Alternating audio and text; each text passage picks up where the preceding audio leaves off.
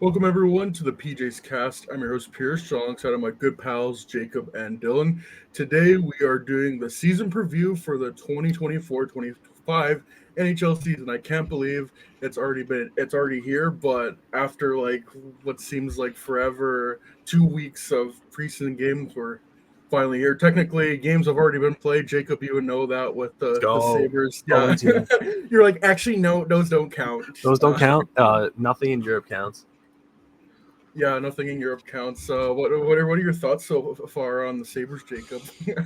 I have never seen a team so good in the preseason. They went 6-1, and then come out so flat in 2 games. God, they got their asses handed to them, but it was so boring to watch. Just no inspiration at all. Nothing. No heart. No grit. No passion. Fire them all. Move the team and give me an expansion team in 10 years, and I'll be happy. But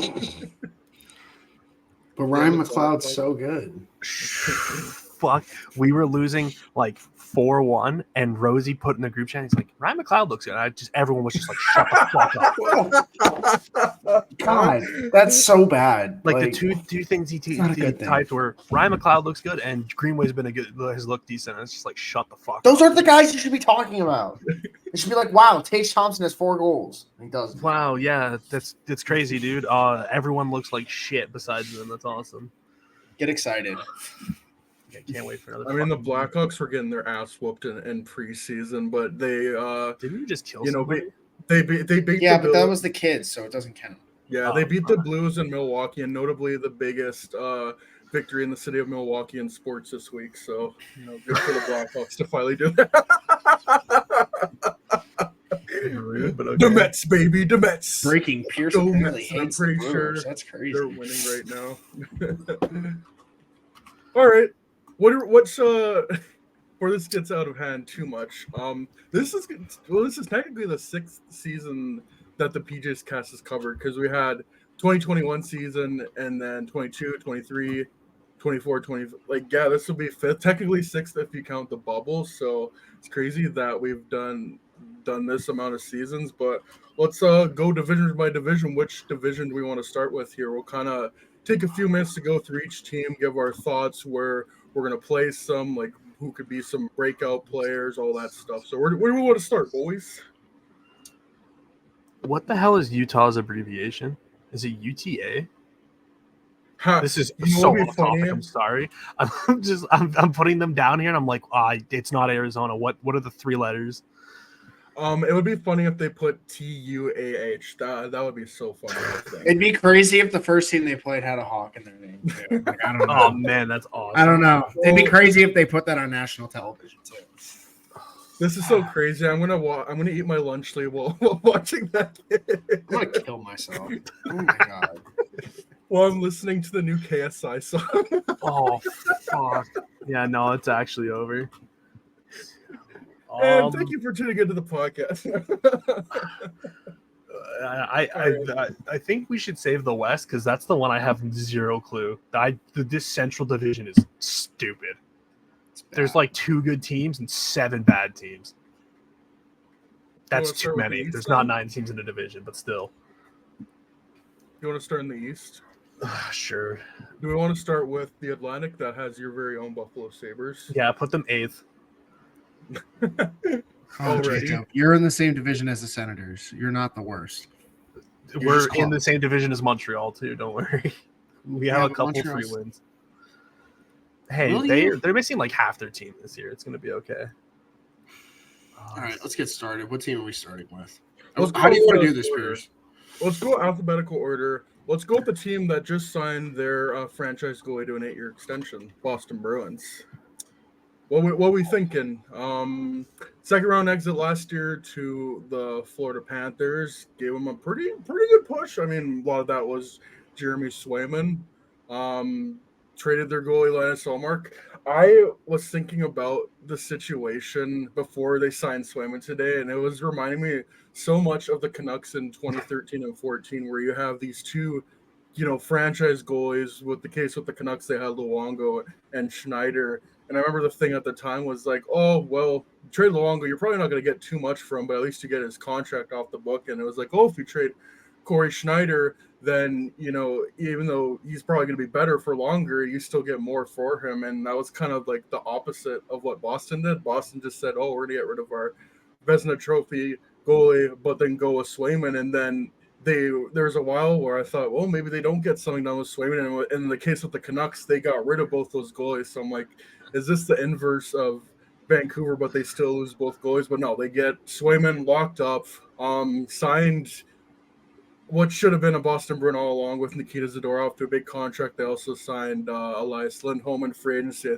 got rid of Jake DeBrusk to the Canucks. They essentially swapped DeBrusk for Lindholm and Zadorov from Vancouver. If there was ever a time for the Bruins to fall off, I felt like it was last year, but I would say they have just as good as a chance to win the division this year as they did last year, because it felt like for a while they're mostly battling till the end with Florida for that number one spot. So honestly, we'll get into the other teams, but as I have right now, I think the Bruins are going to win the division. What are you guys thinking? First of all, the Swayman situation should have never got to this point. I think we talked about this last time. Yeah, no. I think it's very funny that Louis Gross has done this with yet another player.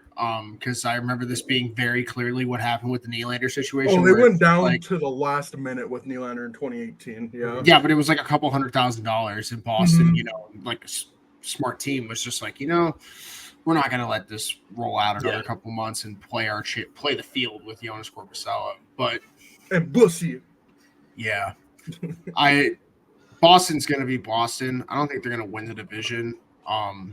But, it really comes down to health with them, because they're one bad injury away from, like, they have depth, but, like, if a Pastrnak or a McAvoy is to go down, that's where the problems start to arise. And I also just don't think they have the firepower like they have the last couple. Like, that's been their problem since 2021, and they really haven't done much to assess that. They've just kind of been trying to fill the Patrice Bergeron hole. And, like, hopefully Lindholm can do that, but also you need depth, because, I mean, look at Florida last year. Like, go look at the team that won the Stanley Cup. Go look at the team that almost won the Stanley Cup. It's depth. It's not just your top guys. So Boston's going to be interesting. Marchand also had like 3 surgeries this offseason, so hopefully he doesn't fall off. But I think I had them third in the division. Yeah, I have them third. Yep. Same season. I was debating putting them out of the playoffs if they didn't get Swayman, because I have less than 0 home run and less than Korpisalo doing anything. But yeah, at least they got him done finally. You're right though, their depth reeks. Like, their top 4D, Carlo, Zadorov, Lindholm, McAvoy, that's good.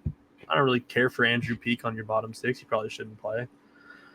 Your top 6 forwards, by pay, you have Trent Frederick as your 6th highest paid forward. I don't know about that one. Geeky, Jones, Beecher, Poitras. It's fine, I guess. I don't know. They're really top heavy. They have a crappy backup. I could see a world, like you said, somebody gets hurt, they could easily finish like wild card or miss. But it's the Boston way. They'll find a way. Someone's going to turn into a superstar and they'll finish third again. Yeah, that Swayman contract, like you said, it was rumored earlier in the season it was 6 and 10. And so it's like, just meet in the middle and give him 8. And it was 8.2 at the end. So it shouldn't have gotten this far. They didn't have to air his dirty laundry. The agent fired back, and then a week later he signed. So all of them just kind of look stupid. But yeah, I don't know. Boston, I like for 3 years now, I feel like I've said that they have to fall off, especially looking at their prospects. There's just nothing. Like Fabian Lysell, I guess. But like, he's also 21 now? Yeah, 21. Is he like ever going to make the NHL? I don't know. So hopefully this is their last season. Sorry, Bruins fans. You guys have had enough enjoyment in your life. Time for some suffering. For me, I do have them number 1 because I feel the number 1 spot is so interchangeable. Like, I don't think there's that big of a gap. Because, like, you could go Florida, but for, like, in my mind, Florida, I just feel like they've played so much hockey. Like, I don't know if to me, I think they're going to go, like, like 2015 Blackhawks mode where like they could win like 50, 55 games, but I think they're kind of like going to ease off the gas pedal and try to, pace themselves for another deep playoff run. So that's why I'm thinking Bruins first. Like there's also a reality where Toronto could be first. Like there's a lot of good teams, but I think it's really interchangeable for me between 1 and 4. At least that's how I'm looking at it. But yeah, Bruins are an older team. They don't have a lot of depth, but obviously, like you have David Pasternak, who I don't think gets enough love for what he's done these past few years, and like their defense is still solid. And Jeremy Swayman, this is his first go as the number one goalie, and I think he's gonna prove to himself, like prove to everyone that he is like a top 5 goalie and he's worth that paycheck. So that's why I do have the Bruins at number 1, but also like there's probably 3 other teams maybe in that division that I could also argue for the number 1 spot. So, but I think we're all in agreement that they're still gonna make the playoffs. It should be a playoff team. Yeah, barring some crazy injury. Yeah, they're Yeah. 100% in the playoffs. So we'll go on to Jacob's Sabres. Number 8, we all agreed on, right? No. No. I guess I'll start because it's Buffalo. Yeah. I have them somewhere. For non-bias's sake, I'm going to put them 6 in the division. I think they missed the playoffs. I just don't think this team has either enough firepower or enough good depth to really compete, especially when the top 4 in the Atlantic are so good. Like, you're not breaking past a Tampa or a Boston or obviously not a Toronto or Florida. So at best, you're hoping for wild card number 2. But like they are one injury away from like Jason Zucker in the top 6 or like fucking Connor Clifton in your top 2 defensemen. So it's really scary. They have to have everything go right. And they also bought out a good scorer and they didn't replace him. So they deserve this. But hey, they fixed the roof and they got a bigger scoreboard. That's all that matters, really, to be honest. Yeah. They need to be able to see when they're losing 5-2 more, you know. No obstructed seats. No obstructed seats. You can see how long every player's been on the ice. It's going to be great. You can start booing when anyone steps on the ice you don't like. It's perfect. Yeah, I think this is going to be a year where they either prove everyone wrong and they make the playoffs, or they prove everyone right and they miss, and then they're going to have to do something drastic. But I just don't see, without any sort of delusion, how they're a top 8 team in the East. I'd have to agree. I mean, I have them in the same spot. I have them 6th. I don't think this is a team that the moves they made, you would think they made the playoffs last year. Those are moves you make just to round out the roster, not moves 100%. To put you over the hump. And it's unfortunate because I feel like they've drafted and developed relatively well, but now they're in this position to where, one, they either don't want to give the kids a chance to thrive in the position that they need to be in to thrive, or they just don't even give them the chance at all. Like, they just trade them. So I don't know what to do because, like, you have guys like Kulik, who I think are great, and I think, Peterka and Quinn, if they can, get the proper minutes, can be good players. Peterka proved that last year for sure, and I think he's still got more to give. The back end, they're taking a big gamble on Byram. I think I said that when they traded for him. I still believe that. I don't. Absolutely. With his injury history, I don't think that was the answer for the top 4 at the time. And if we're being honest, like, what's UPL's contract right now? What is that? 6 years, 4.75. Okay, so he's not like in a bad spot, but also like you better prove you're worth the investment because the last thing you want to do at this point, like if you're going to give him that much cushion, there's no reason to rush Devin Levi, and I feel like they're going to try to. Well, now they are because they've already named him the backup. They sent put Reimer on waivers. Oh, yeah. Awesome, guys. Awesome. That's part of the 50 guys that are on waivers today. Yeah. But who knows? Maybe Thompson gets back on his 55. Yeah, it's one of those things where I look at and it's like they have one forward over 30, and it's Zucker at 32, and they don't have a single defenseman over 30. Clifton's 29, and everyone else is under 25. So it's like it's an incredibly young team, but You hit the nail on the head. You would think getting Zucker, trading one of your best prospects for McLeod, getting a completely new fourth line, that's the move you make if you just squeaked into the playoffs and had to get better. They're still missing like a star. They need someone on offense who can like be the 80-point player with Thompson, not 20 goals or whatever they're going to get from Zucker. Yeah, I agree. I also have the Sabres in 6th. I remember last year I went all in on them. I was buying all the hype because I think the year before that, like they were not very good, but they scored a lot of goals and were a fun team. And I always like teams like that. And just with how young they've been and how I've always loved how this, especially the past few years, the way that the Sabres are drafted. Like, yeah, they got their first overall pick with Dahlian and Power. It's like usually they're picking in like the early teens range, and that they always get the guys that I like Matthew Savoy, even though they traded him, and Zach Benson, and like they have so many guys still like that. It's just it's wrong to say it's a make it or break it year because they're so young, but they definitely have a lot to prove. I kind of agree. Like I feel they need another like you need Robin to Tage Thompson's Batman. Like I really think Tage Thompson could be the driving force. I even think JJ Paterka could be that. I think like Dylan Zach said, Benson can be that, man. Like they both could. It's just like one's 19, one's 22. Like just give them the help until they're ready. Forcing that on them that young is how you either stunt growth or you just don't get the results fast enough. Yeah, they still have such like a deep prospect pool. Like I feel they can make moves to help out this team and make them better right now. I don't even mind them trading Matthew Savoy. I don't even mind them getting Ryan McLeod. I just wouldn't trade Savoy for McLeod. But yeah, I was all in on them last year, and I want to see them do well because they are like a very young, fun team. But as it stands right now, it's hard to see them overtaking kind of the big four in the Atlantic Division. I would put Buffalo in a group with a couple other teams in this division too that we'll get to later. I think there's a lot to prove, but with it being open, this could be the year where things change. Where are you at with their goaltending? Like, do you think UPL can be the guy, or at least till Devin Levi gets up? Or is I mean, Devin they paid him, and last year he was really good. I think he had was he very good down the stretch? he was incredible down the stretch. I think he Yeah. ended the season with like a plus 10 goals saved above expected. So Mhm. he definitely deserved his contract. I don't know about 6 Yeah. years, but Buffalo has a habit of locking guys up long term. It's tough. Levi's 22.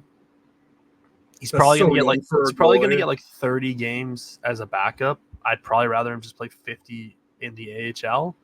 But also that AHL team fucking sucks. That defense reeks. So I don't know, but then why'd you sign Reimer if you're just gonna give him the backup? Again, this team makes a lot of decisions that are very questionable, and I kind of just wish I knew what the hell they were planning.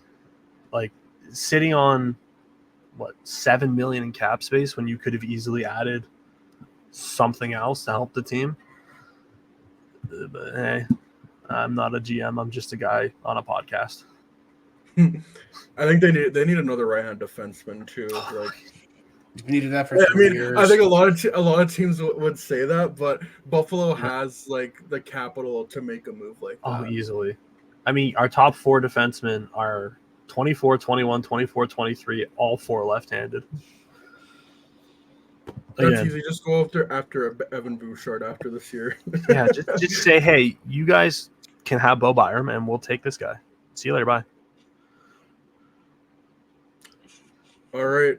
Next team, Detroit Red Wings, who I would put in the same boat as the Buffalo Sabres. Like we've heard a lot about the Iser plan, but um, starting to get to a point where, I sorry, don't believe it.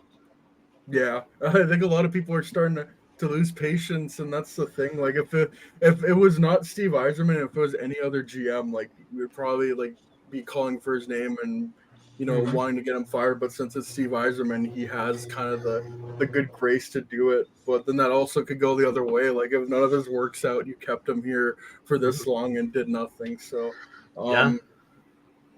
where are we at with the Red Wings? Do you think they're a playoff team, or are they on the outside looking in? Because I still think they're on the outside looking in.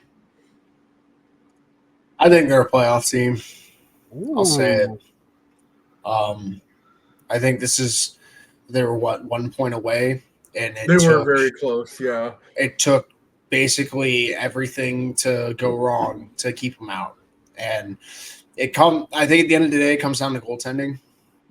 I think someone has to solidify themselves as at least a 1A of that situation. I think Jack Campbell is in player assistance now, that's unfortunate. But so they got 3 goalies there that can be in that situation. One of them just needs to take helm, whether it's Cam Talbot, whether it's Alex Lyon, whether it's Billy Husso. I think their depth at forward is a lot deeper than I think people give them credit for, especially if Raymond continues to take the trajectory he's taking, and you're going to get a full season of Patrick Kane now, and you can't deny that he was still performing at a level that is that can produce points at this level. And he doesn't have to do everything that he was doing in previous situations. They have him in a second line role.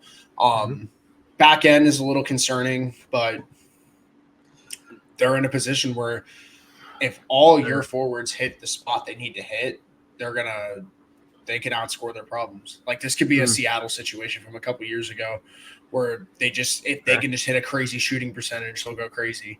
I don't know. I don't think it's crazy, to say the least, especially with like adding Tarasenko and stuff. And,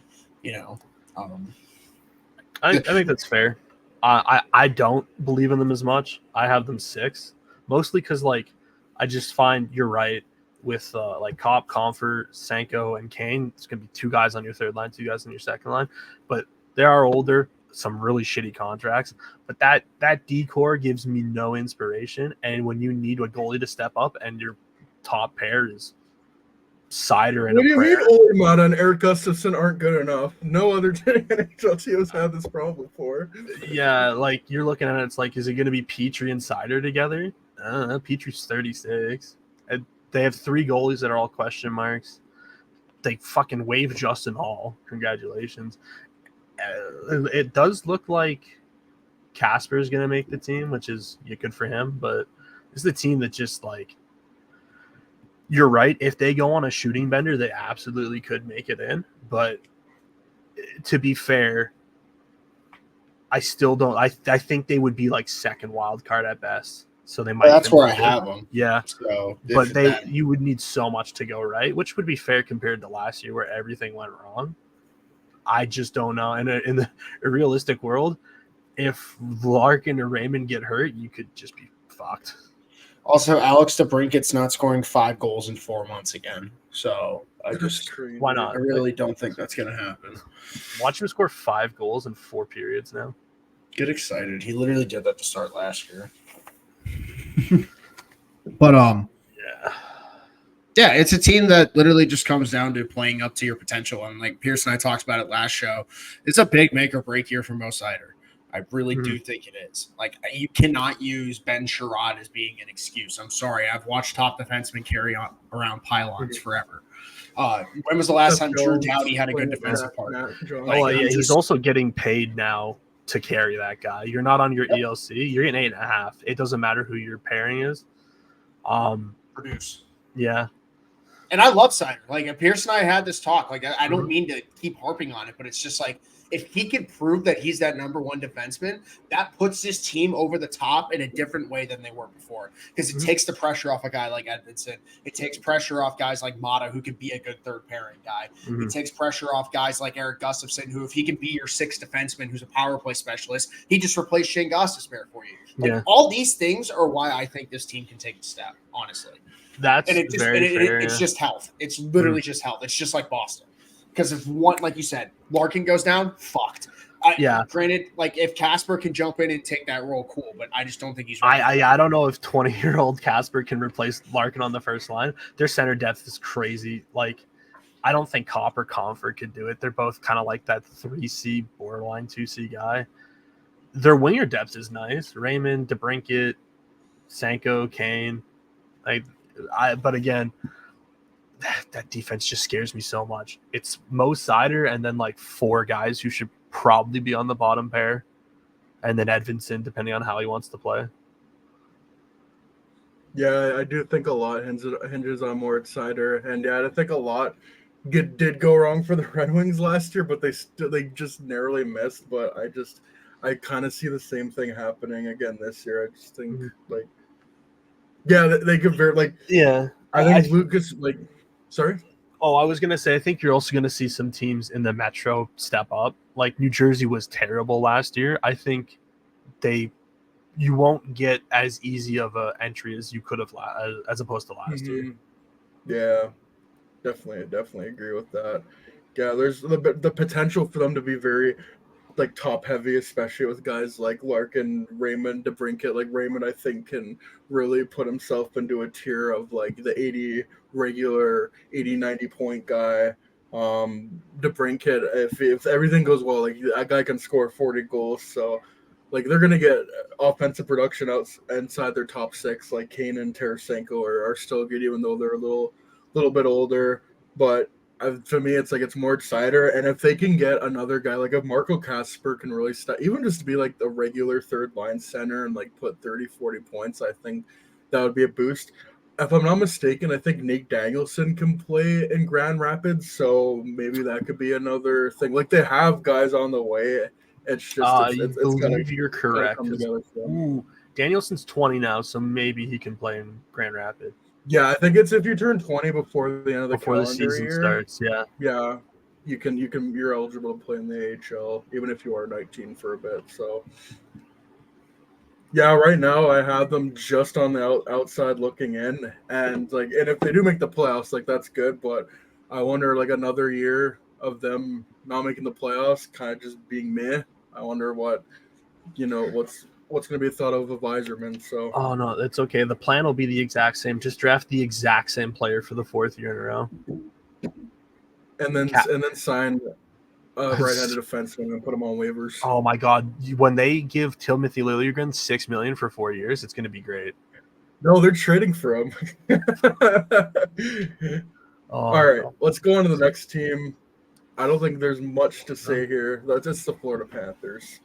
I think I mentioned this earlier when we were talking about the Bruins. I think they're gonna ease up a little bit. They played so much hockey the last couple years, but when they get into the playoffs, they're gonna be a tough out. I have them second. The Florida Panthers have shown they're the best team of like picking up guys on 1 year deals who just really struggle with other teams and kind of for lack of a better term, rehabbing them. Like obviously they have their core in place. Bobrovsky as your goalie. You got Forsling, Ekblad on your back end, and then obviously up front you got Barkov, Kachuk, and you got Reinhardt and Bennett still in Lundell. All those guys are locked up. But then you lose a couple of defensemen. You lose OAL, Montour, but then you bring in Nate Schmidt, Adam Boakfist, and I fully expect those guys to be top four defenseman by the end of the year and then cash in on a big deal of free agency. So I don't have them winning division. I could very well see them winning division, but I think they're just kind of like, I think they'll fight for first, but I still have them in second, and I very much expect them to make moves at the trade deadline, make themselves better, and try to go for 3 straight Stanley Cup finals and hopefully 2 straight Stanley Cups. Yeah, I don't have much to say about Florida. They did all the stuff that you would normally do as a Stanley Cup champion in terms of shedding people that you didn't want to pay. They re-signed all the people you should re-sign: Carter Verhaeghe, Sam Reinhart. Sam Miskevich is going to get an actual look this year. That should be interesting because you can pretty much shelter him relatively well. And then, both Boquist brothers are on the team, which is pretty exciting. Oh yeah, that's right. They have Vesper too. Yeah. Boquist is also wearing number 34, which is weird. Is Spencer Knight on the roster? Currently, yes, he's the backup.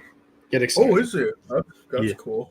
Get excited. Well, their other goalies are like, I forgot they brought back Drezier, but Cooper Black is their highest paid AHL goalie. So congrats to him.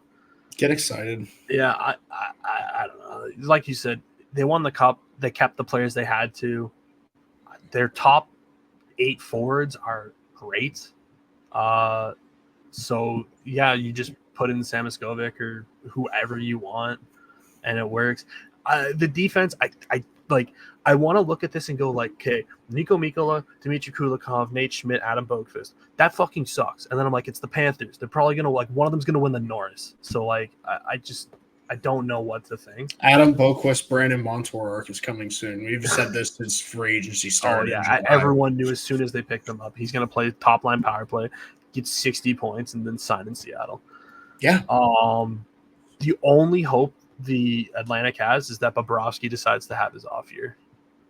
That could happen. Besides that, I think they're like a lock for first or second. Even if they take the pedal off or whatever, you know what I mean? Even if they stop trying as hard, they still have Kachuk and Bennett. They're going to be in like every game physically. So I think they're first or second. Yeah, I got them. I'm putting them first because I hate Toronto. So, dude, Jacob and I just start copying each other because I'm first as well. Who's next team? The Montreal Canadiens. Last. Sorry.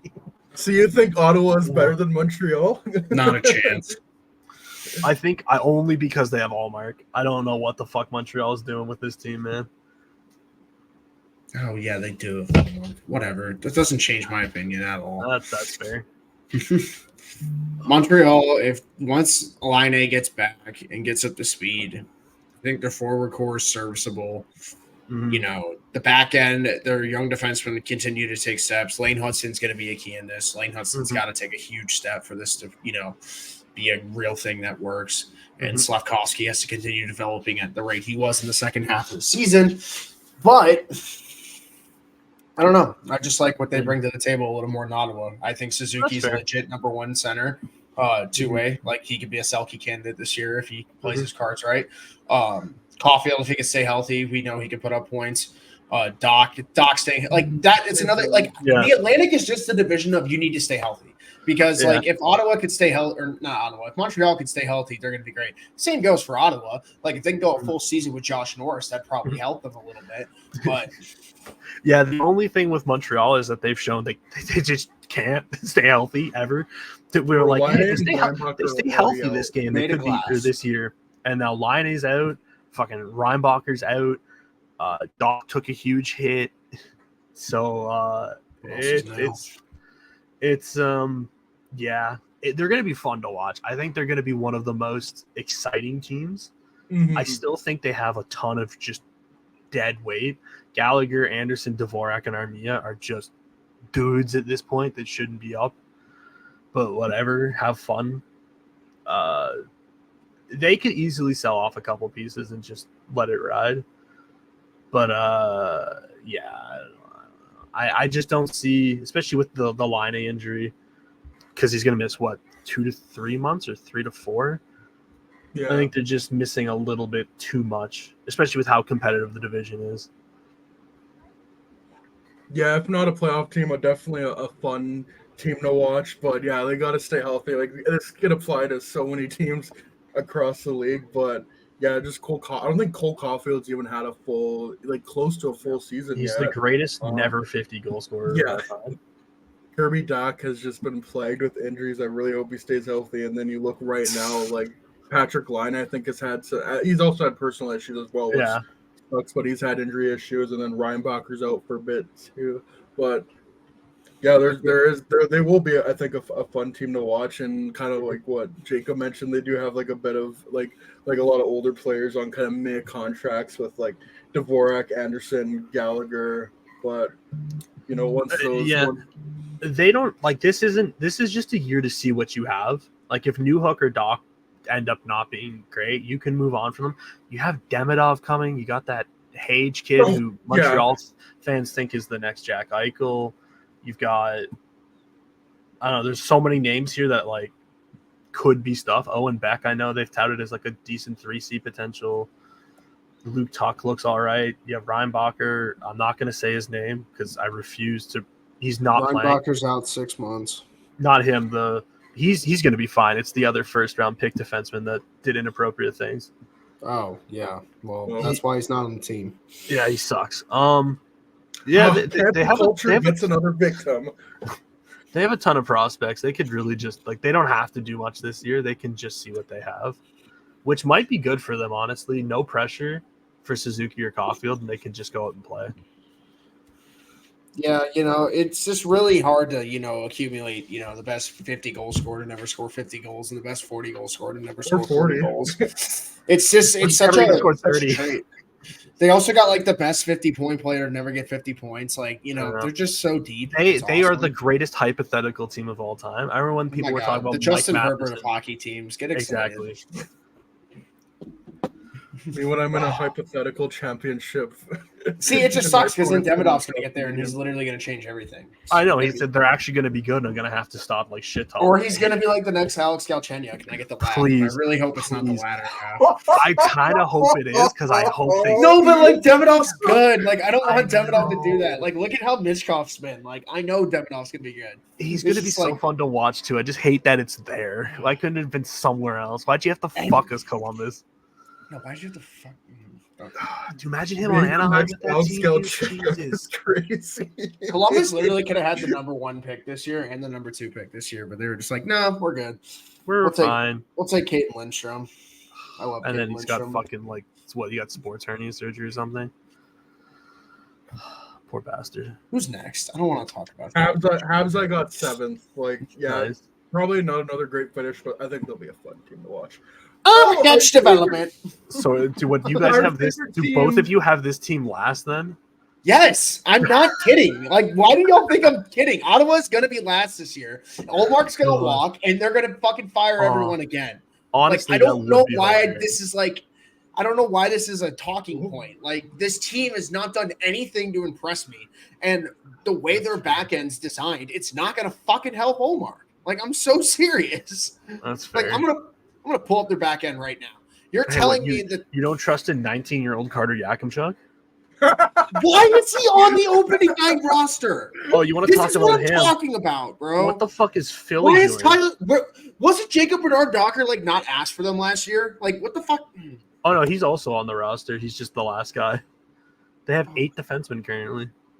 I forgot they traded Chikrin for Nick Jensen. Get excited, guys. This is totally going to change the Yeah, dude, it's Sanderson, Jensen, Shabbat, Zub.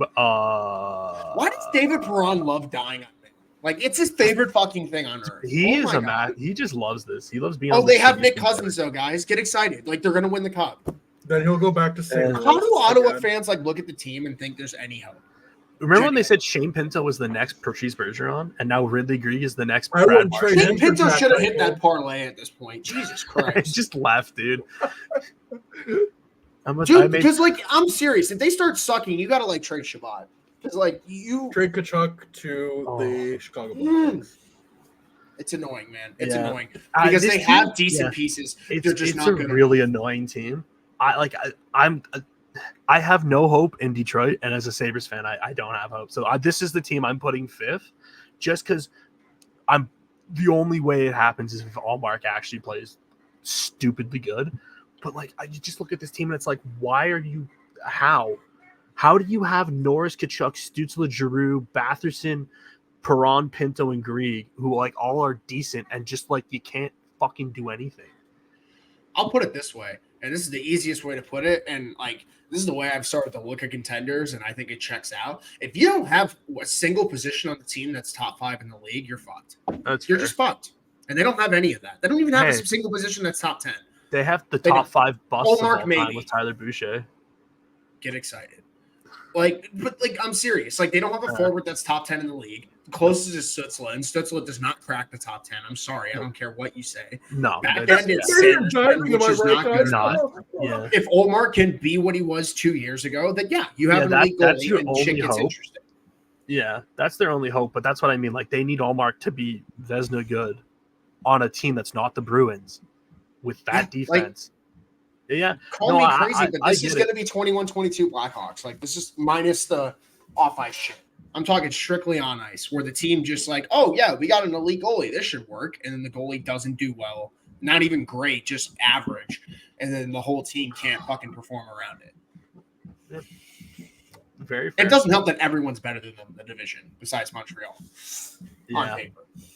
I forgot they fired DJ. I was like, is DJ Smith still their coach? I can't keep track of Isn't it? everything. It's And what DJ Travis Smith Green? did get fired, but their head coach is Travis Green. Yeah, and they're I'm just fucked. like, I forgot about that. I'm changing it. They're ninth. They're last, dude. They're last. That's Like, about it. I'm sorry. Yeah, You no, can't change my mind.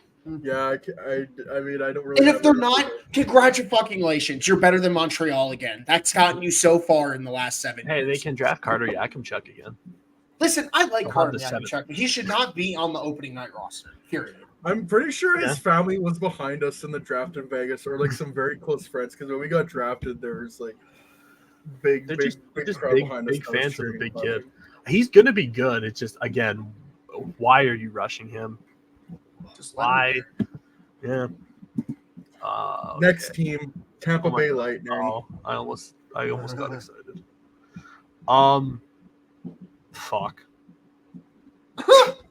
Next team, no, just I'll I have start. the Lightning fourth. Yeah, you go. Same. You go, Mickey. Okay, we all have him fourth, but like I think that I really think this is a pivotal year for Andre Vasilevsky because I don't think Yeah. he's been on the same page since that surgery 2 years ago. Nope. It very clearly showed this last season. Clearly, he's going through. Call me crazy, but he's going through the Braden Holtby arc of didn't have a backup for 5 years and it's starting to show. Yeah. The Lightning, who's their 1B? Is it at? It's probably one of their guys from the NHL. It's still Jonas Johansson. They're fucking stupid. Like it's just Yeah. that should just tell you where the Lightning's priorities are. They're going to outscore a lot of their problems. Like I think This Gensel's is their going to priorities. I hate to cut you off. They only have one non-roster goalie signed, and it's Matt Tompkins. They have nobody. Let's Blackhawks go! legend. They have- excited. They have Olympic 3 match. goalies in the system right now. Yep. All right, Vasi, go win the cup. And I don't Yeah. think like. Here's the thing, like I think they traded Sergachev. I don't think that's going to be as big of a loss as it's going to seem on paper, just Especially because they getting kind of McDonough played back. without him. 100% because they have McDonough back too, but also like they're going to be able to outscore a lot of their problems just with having Gensel, Point, Kucherov, and Point, and Gensel. Cirelli. Gross. Oh, yeah. Also, this is the year Anthony Cirelli proves he's worth $6.5 million, Finally. 100%, or whatever he's making. I think he's making like 5.5. No, you 6.25. Okay, but the point stands. Yeah. This is also a year where Eric Chernak needs to prove he can play a full 82 games. There's just a lot that has to happen to have any faith in the Lightning past the next 2 seasons. Because Hedman's getting another year older. Obviously your core is just hitting your prime, which is always good. But like, Oh fuck! I would say their core Brandon Hagel is getting can you talk past about their him? prime He's at been this so point. good. they're all like 28, right? Or is Kucherov 30? Hedman's 33, McDonough's 35, Vasi's 30, Cooch is 31, Jake Gensel's 30, and Point is 20. Yeah, they got 2 more years. They got 2 more years. But that's what I mean, though. This is the year where, like, if 2 they more miss, years of a- they're kind of like they're wasting time, man. They got to make sure they make it. Jacob, no one wants to hear this, but they've been wasting time since they lost to Colorado 2 years ago. Like, they did nothing to. Well, they tried. They at least tried. They got guys like Hagel and stuff, but it's I'm interested to see. I think the Gensel for Stamkos move is a lateral move. I think getting rid of Sergachev and getting younger might be helpful, but they also did send down Connor Geeky, so you had to keep up 35-year-old Luke Glendening and 35-year-old Cam Atkinson. Why the fuck is Cam Atkinson on Tampa? Did Philly buy him out? Oh yeah. Oh Jesus Christ! Yeah, to me that's This is a team that's like first in the wild card. It all hinges on Vasilevsky to me, because if he gets back to the level of best goalie in the world, like their depth is horrendous. Oh my! Like third line, Asamont, however you say it, Paul and Sherry. I mean, elite player in his own right, so maybe it's not that bad. And then fourth line, Semgus Girgensons, Luke Glendening, and Mitchell Sheffy. Like, no. But then their top 6 is Gensel, Point, Kucherov, Hagel, Cirelli. Oh, okay, never. Like, yeah. But there is a world where Vasilevsky goes to like a 920, 925, and like Kucherov, same thing as last year, putting up like 130, 140 points. Braden Point for my money, could score 50 goals. Same with Jake Gensko can be a 40-40 guy. Like Brent Hagel, 30-30 guy. Like they're so top heavy, but if their guys like perform to the best they can and like give them one more good run, like I could see them go deep in the playoffs just on Vasilevsky on his own.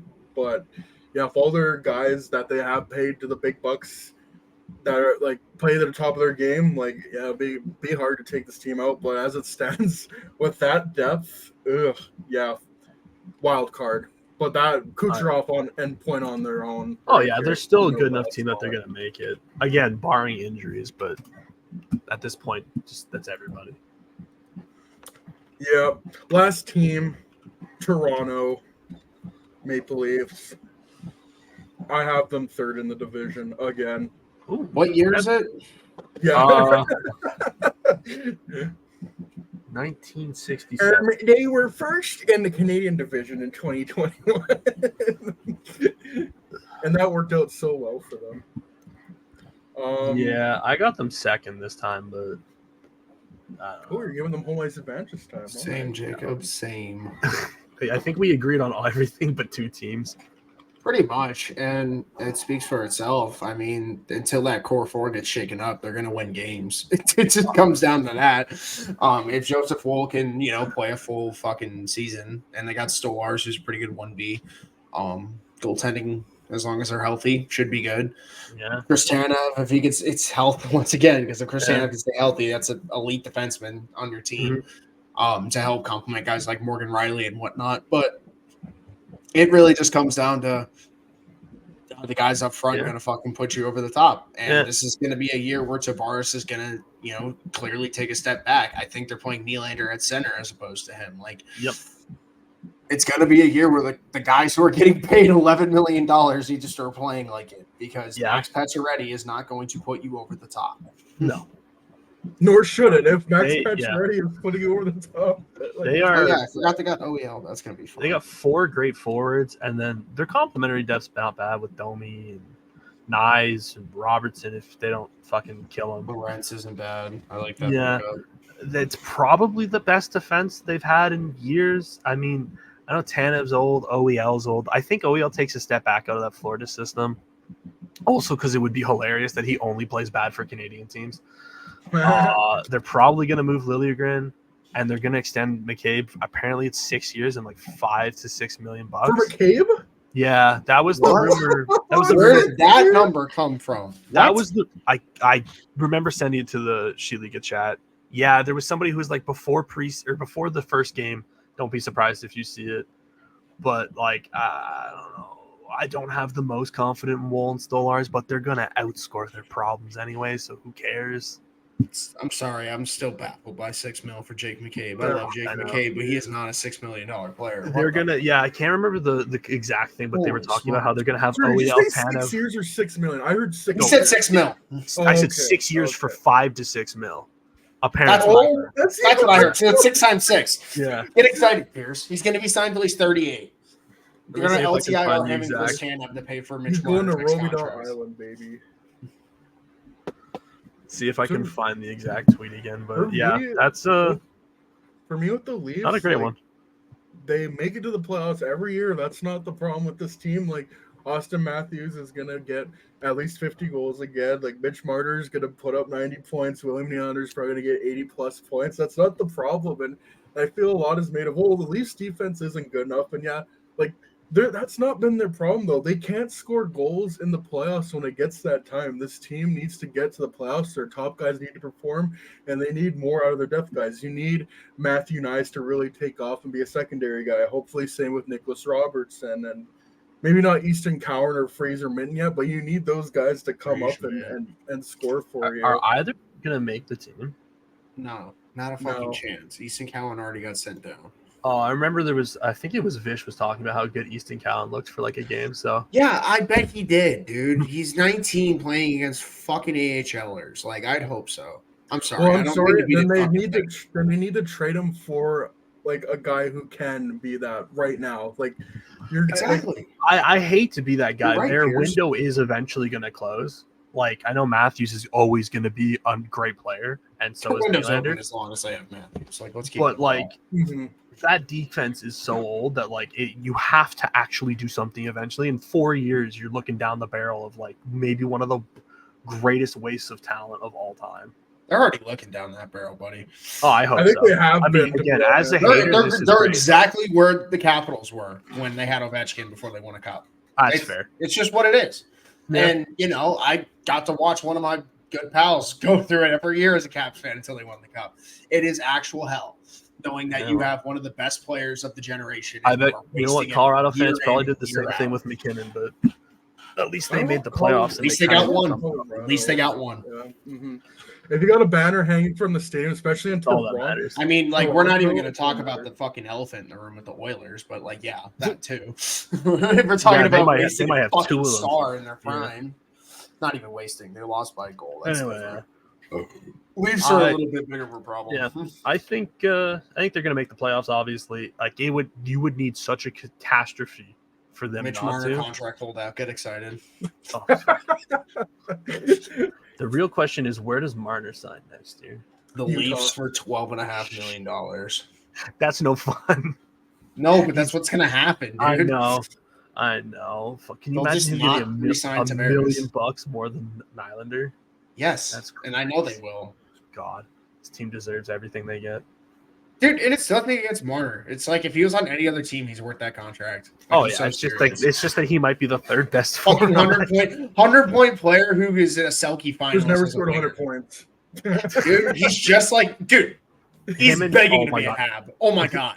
Oh my god, he's begging to be a Hab. So good. Nick Suzuki for Mitch Marner. Get excited. Get excited. Then we can have a team of whataboutisms.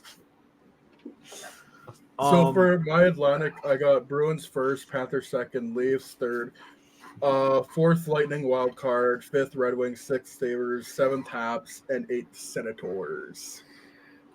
And you guys had the same division, right? Except for we had it was Florida first, Toronto second, Boston, Tampa. This is where we changed. I went Ottawa, Buffalo, Detroit, Montreal, and you went. So I went Florida, Toronto, Boston. This is where I went crazy because, like, I genuinely think if Detroit does what they did last year, just a little bit better, they're going to be good. So I had them first wild card, Tampa second wild card, Buffalo, Montreal, and Ottawa. Same thing. But I do have 5 coming out of the Atlantic because I think I go 4-4. Y'all are going to hate my Metro ranking. 5 from the Central, 3 from the Pacific. Right. You may start. Let's go to the Metro then. Yeah, start the Metro. I don't know who's first. Alphabet Carolina. I'll be right back. We could start with the team that got fucking screwed, but we'll just I was like, the Blue Jackets won't take long to go over. I figured we'll start with them. I feel like I said this last podcast. Like I feel just disingenuous to talk about Columbus. Like I don't know. Do you know they have James Van Riemsdyk? Yeah, and they signed Kevin LeBanc to a contract as well. Get excited. They're going to get James Higgins, and it's going to be great. Honestly, like, seriously good for them if that did happen. But we'll start with Carolina. Lost a lot of pieces. Lost Jake Ensel, lost Teuvo Teravainen, but defense is still as good as ever. Like, I'm just looking at the pairings: Slavin, Burns, Orlov, Chatfield, Gostisbehere, and Walker.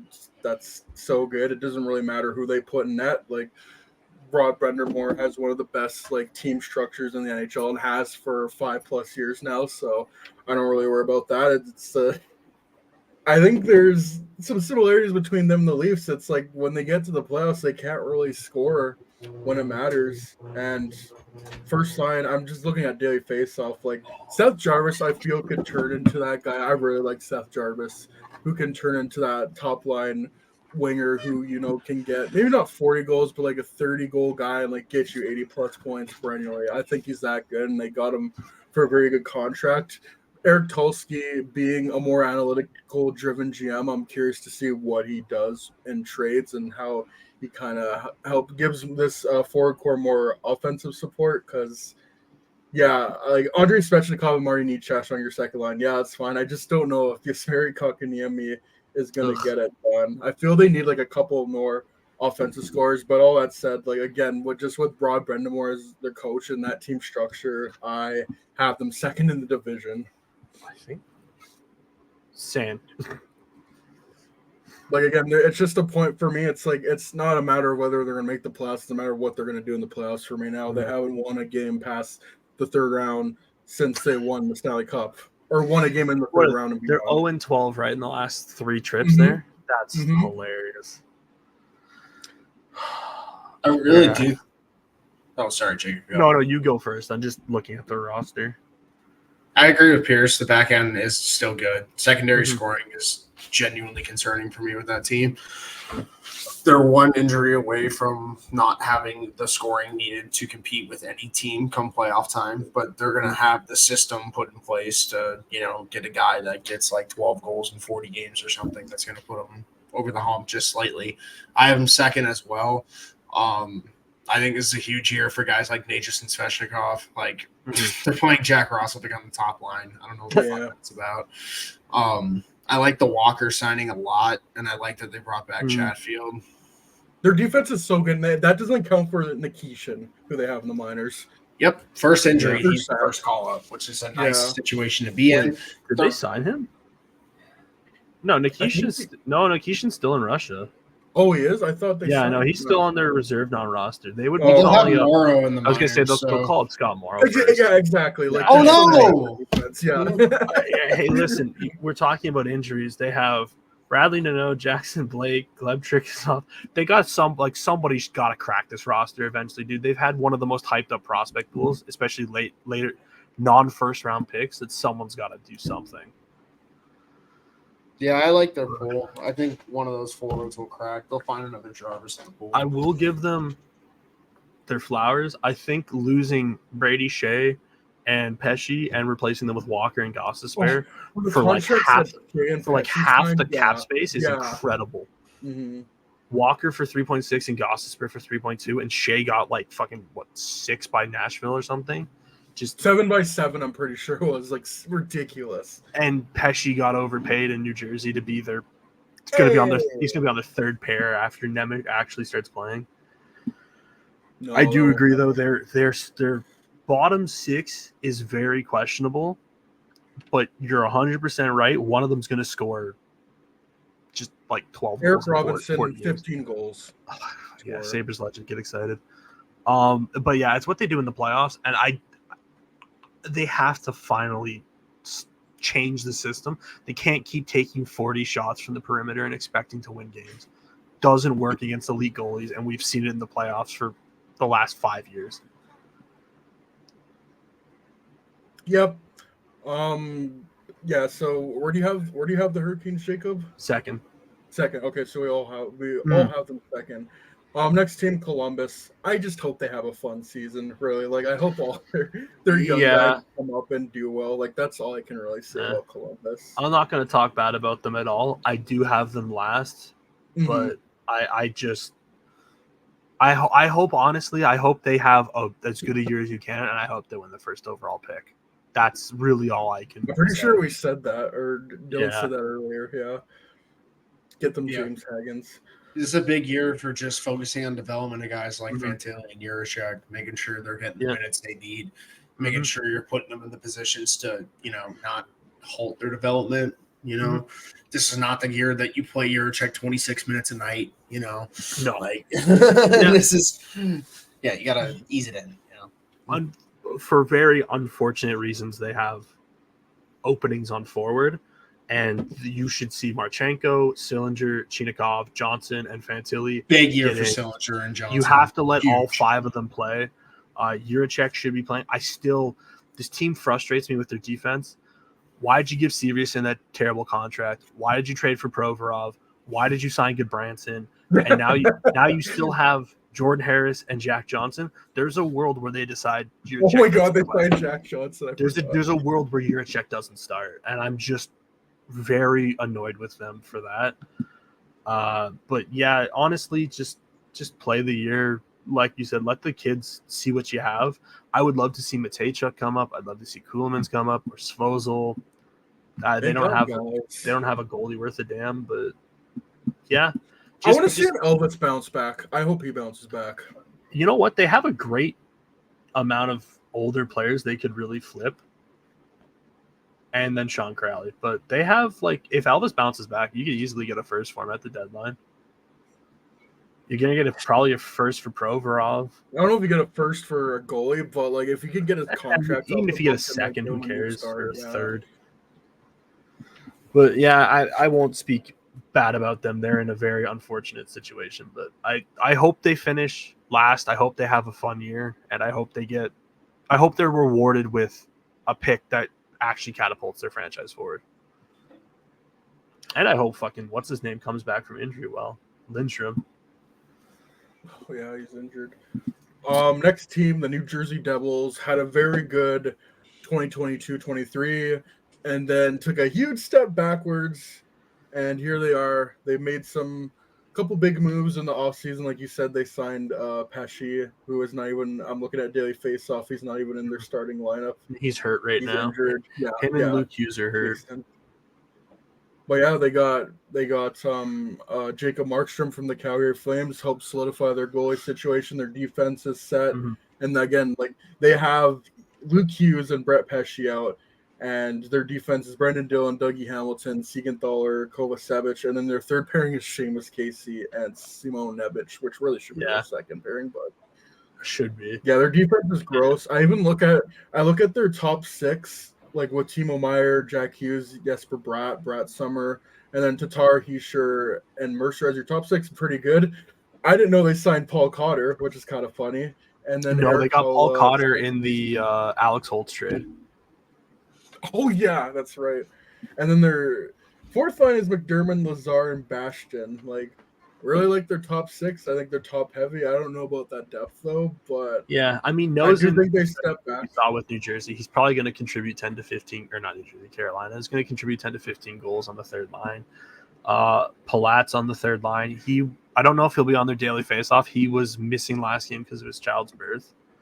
But that makes Markstrom sense. and Allen as your 1-2 compared to last year when it was Blackwood and Vanacek, they should for all accounts just be better, especially if they don't lose Hughes for a long time or Hamilton. Yeah, I have them third. So do I. I think though, like Jack Hughes can really catapult himself into like a top 10 player in the NHL. I think he's that good. And then Nico Hischier as your second line center. Yeah, Selke level.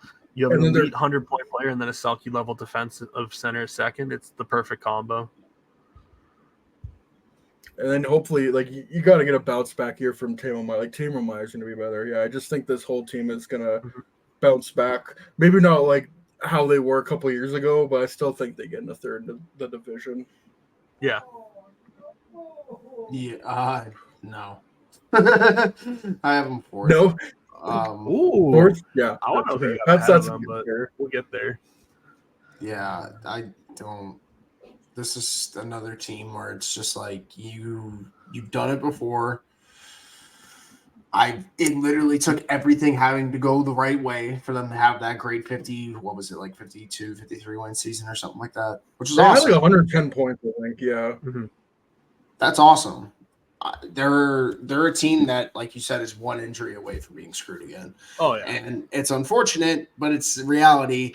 Their two best players are injury prone in terms of Jack Hughes and Dougie Hamilton. So that is a very plausible situation. Dougie Hamilton went down last year and it pummeled their whole season. True. Brett Pesci's already out. Luke Hughes is already out this year. Granted, they've made moves to give themselves a little bit of depth unlike the previous years, but it's just you're completely I don't know, man. You also need Timo Meier to play like an $8 million player. I think that's, reasonable. So I can't believe if you told me Timo Meier would be their highest paid forward, I would have laughed. But listen, Fitzgerald signed a lot of good contracts, but that trade not one of them. And it's hindsight 2020. Like obviously that team was competing for a cup that year, and you wanted to make a move to put them over the top, but. Sometimes fucking square pegs don't fit in round holes, and that might be a case here. At the end of the day, did he even score in those first two games? He got a goal. He did get a goal. Oh yeah, he did. Season over. Third goal in the second game. he put it into an empty net, so it doesn't really count. But hey, stats Yeah. are stats. Like Timo Meyer Score can't real be goals. 52 and 69 again with a minus 28. That just can't happen. No, that's fair. Okay. Same with Next up is Dustin what- Mercer. Dustin Mercer needs to take Yeah. a step forward as well. He I looked think he has so more to do. promising at one point. Like 56 and 82, and then 33 and 82 the next year just kind of stings. Mm-hmm. Yeah, I think they're due to get bounce backs. I just don't like. I don't think they're going to be as good as they were in 22-23. I feel like everything went right that year, but I think they can be a more complete team than they were. Yeah, but that's Paul fair. Cotter's on an 82 game pace, Or 82 goal pace. Yeah, let's go. Get excited. So And you that's gonna should hit really them. reconsider what you're thinking right now. Okay. Oh, you're right. They got to add Cole Smith too, and they'll be just fine. All the players that Rose hates. Let's go to the New York Islanders, who just put a 7-year contract on waivers earlier Get today. excited. I hope Toronto claims him. Amarillo. Bring him back. Summer Pierre. As I say a lot of the time, like I don't think wishing your team is bad is like wishing a team to be mediocre is worse than wishing for a team to be bad, because if you're bad, at least you get a good draft pick. Islanders, they have no one coming up. Their prospect pool sucks. They have so many bad contracts. They are so old. Like the worst thing that could happen to them is if they just narrowly miss the playoffs. And I think that's what's going to happen. I don't care for how the New York Islanders are built. I don't care for Lou Lamoriello. I mean, their goaltending is incredible with Varlamov and Sorokin, but like to me, like Matthew Barzal just hasn't taken that step to be like an elite player. Like I think a lot of people thought he's been okay, but he's not a true like game breaker superstar. And I just feel they don't have that in their lineup. Like, yeah, they always play solid defensively. Like that's how they get into the playoffs. That's been the remnants of Barry Trotz, but I just don't think there's enough there. But I don't think they're also that bad enough to bottom out. So I have them 5th in the division, narrowly missing. And I think we're going to see a few years of these, especially with all these bad contracts and guys that are in their early 30s. I don't know how Barzal had 85 points in either his first or second year in 82 games, and then he hit 62, 60, 45, under 60 again, 59, 51. Like he hit 80 last year, but you're right. He just never took that like step. Now he's just a fast guy. He's speedster, and that's it. But he's just a gangly merchant. And funny enough, like his rookie year was the last year of Tavares, and that's no coincidence. Probably why, yeah. Like Horvat, I guess, is a decent secondary piece. Definitely not worth 8.5. But Anders Lee's 34, Nelson's 32, Palmieri's 33, Pajot's 31, Cizikas is 33. They're gonna probably re-sign Matt Martin. There's a bunch of guys there. Again. Oliver Wahlstrom never became anything. Kiefer Bellows never became anything. They're great at developing defensemen. Hey, Ryan Pulak-Pelech and Dobbs are great. Yeah. But like, I don't know. This is the team that if they make it, it's because they won every game like 2-0. They just can't. They can't. They're the opposite of Toronto. They will defend their problems. They can't outscore them. I mean, what are you talking about? They had biggest offseason acquisition, Anthony Duclair. Like they're clearly going to be. Yeah, but they made him cut off the offensive thread. dynamo. So. Jesus Christ. Yeah, and Pierce, for your point, their best prospect that's currently signed, I have no fucking clue. Dude, you don't even know his name. It might be the goalie. Dude, it's so dire. They have Cole Eiserman now. He's not. That is true. He's on the non-roster. He will be signed. Holmstrom wasn't bad, but they're still going to be good. But like, it just like they're missing a call up right now. I think they're destined to just like finish. Like I have them 5th. They're the Minnesota Wild, but even older and less of a prospect pool. Like, and not in Minnesota. Yeah, at least Minnesota Wild, but without Kirill Kaprizov. Exactly. Until he becomes a Blackhawk. Funny. All right, let's go to another New York team, New York Rangers. They won the President's Trophy last year. I think they'll be in contention again. I think they're first in the division, but their time is starting to run out. Like this is, Yeah. they got to win. They got to Mhm. at least make it to a cup final, I think. And biggest thing is Igor Shesterkin. Mhm. What's that contract going to look like? And is it going to be with the Rangers? I think the Rangers are the perfect example of what Schmitty said earlier about you have to have players who are top 10 in certain positions. They have arguably the best defenseman in the league. They have arguably the best goalie in the league, and they have arguably one of the best wingers in the league. Fill in after that. Like, this team should be really good. I have them first, but like you said, they got to pay Shesterkin next year. They got to pay Kako. They probably won't. They'll probably just send him to Finland. They don't have to pay much for that. They got to pay Lafreniere. They have to pay Keandre Miller and Ryan Lindgren. Like, this is the year I think they really have to do something, because next year they can't keep running it back. They will find a way, because every NHL team does, but I'm going to say it. This is it. They have to do something now. It's their last year before legit changes are going to have to be made, because I don't think they have the structure to pay a goalie $9 million. So you're going to have to have some $9 million. legit conversations. I hope he bends them over the barrel and gets 12. Well, you're going to love my prediction later about who wins the Vezina, so that'll definitely help. They have one goalie or one prospect worth a damn, and he's not signed. So there's no Gabe Perreault savior this year. Brennan Othman's probably teetering more on bust than anything. But but I was told he was good. There's just Piercy hit a one-timer that one time. He's actually really good. I mean, so did Cody Ceci. So he got Zibanejad for 6 more years. Trocheck for 5 or 6. I don't know, man. This team's just do something this year or fucking blow it up. I don't care anymore. I'm getting tired of them being considered a cup contender. Their event. This is the last year of it. Yep. I mean, it's also a big year because isn't Lafreniere up too? Lafreniere and Keandre Miller. Yeah, have fun with that. Like I said, it's Shesterkin, Miller, and Lafreniere all up this year. Okay. One of them is getting left off the table, and I don't know which one it'll be. Probably be Miller, but I don't know. It's stupid. Very dumb team. They deserve it. Fuck New York. Damn. You're gonna do Boomer like that. Yeah, and Connor knows I hate all of the teams he likes. The Mets, the Yankees, the Cowboys. Oh yeah, I picked them. Like the Yankees. I picked them. Or not the Yankees, the Rangers. The Rangers, the Mets, and the Cowboys.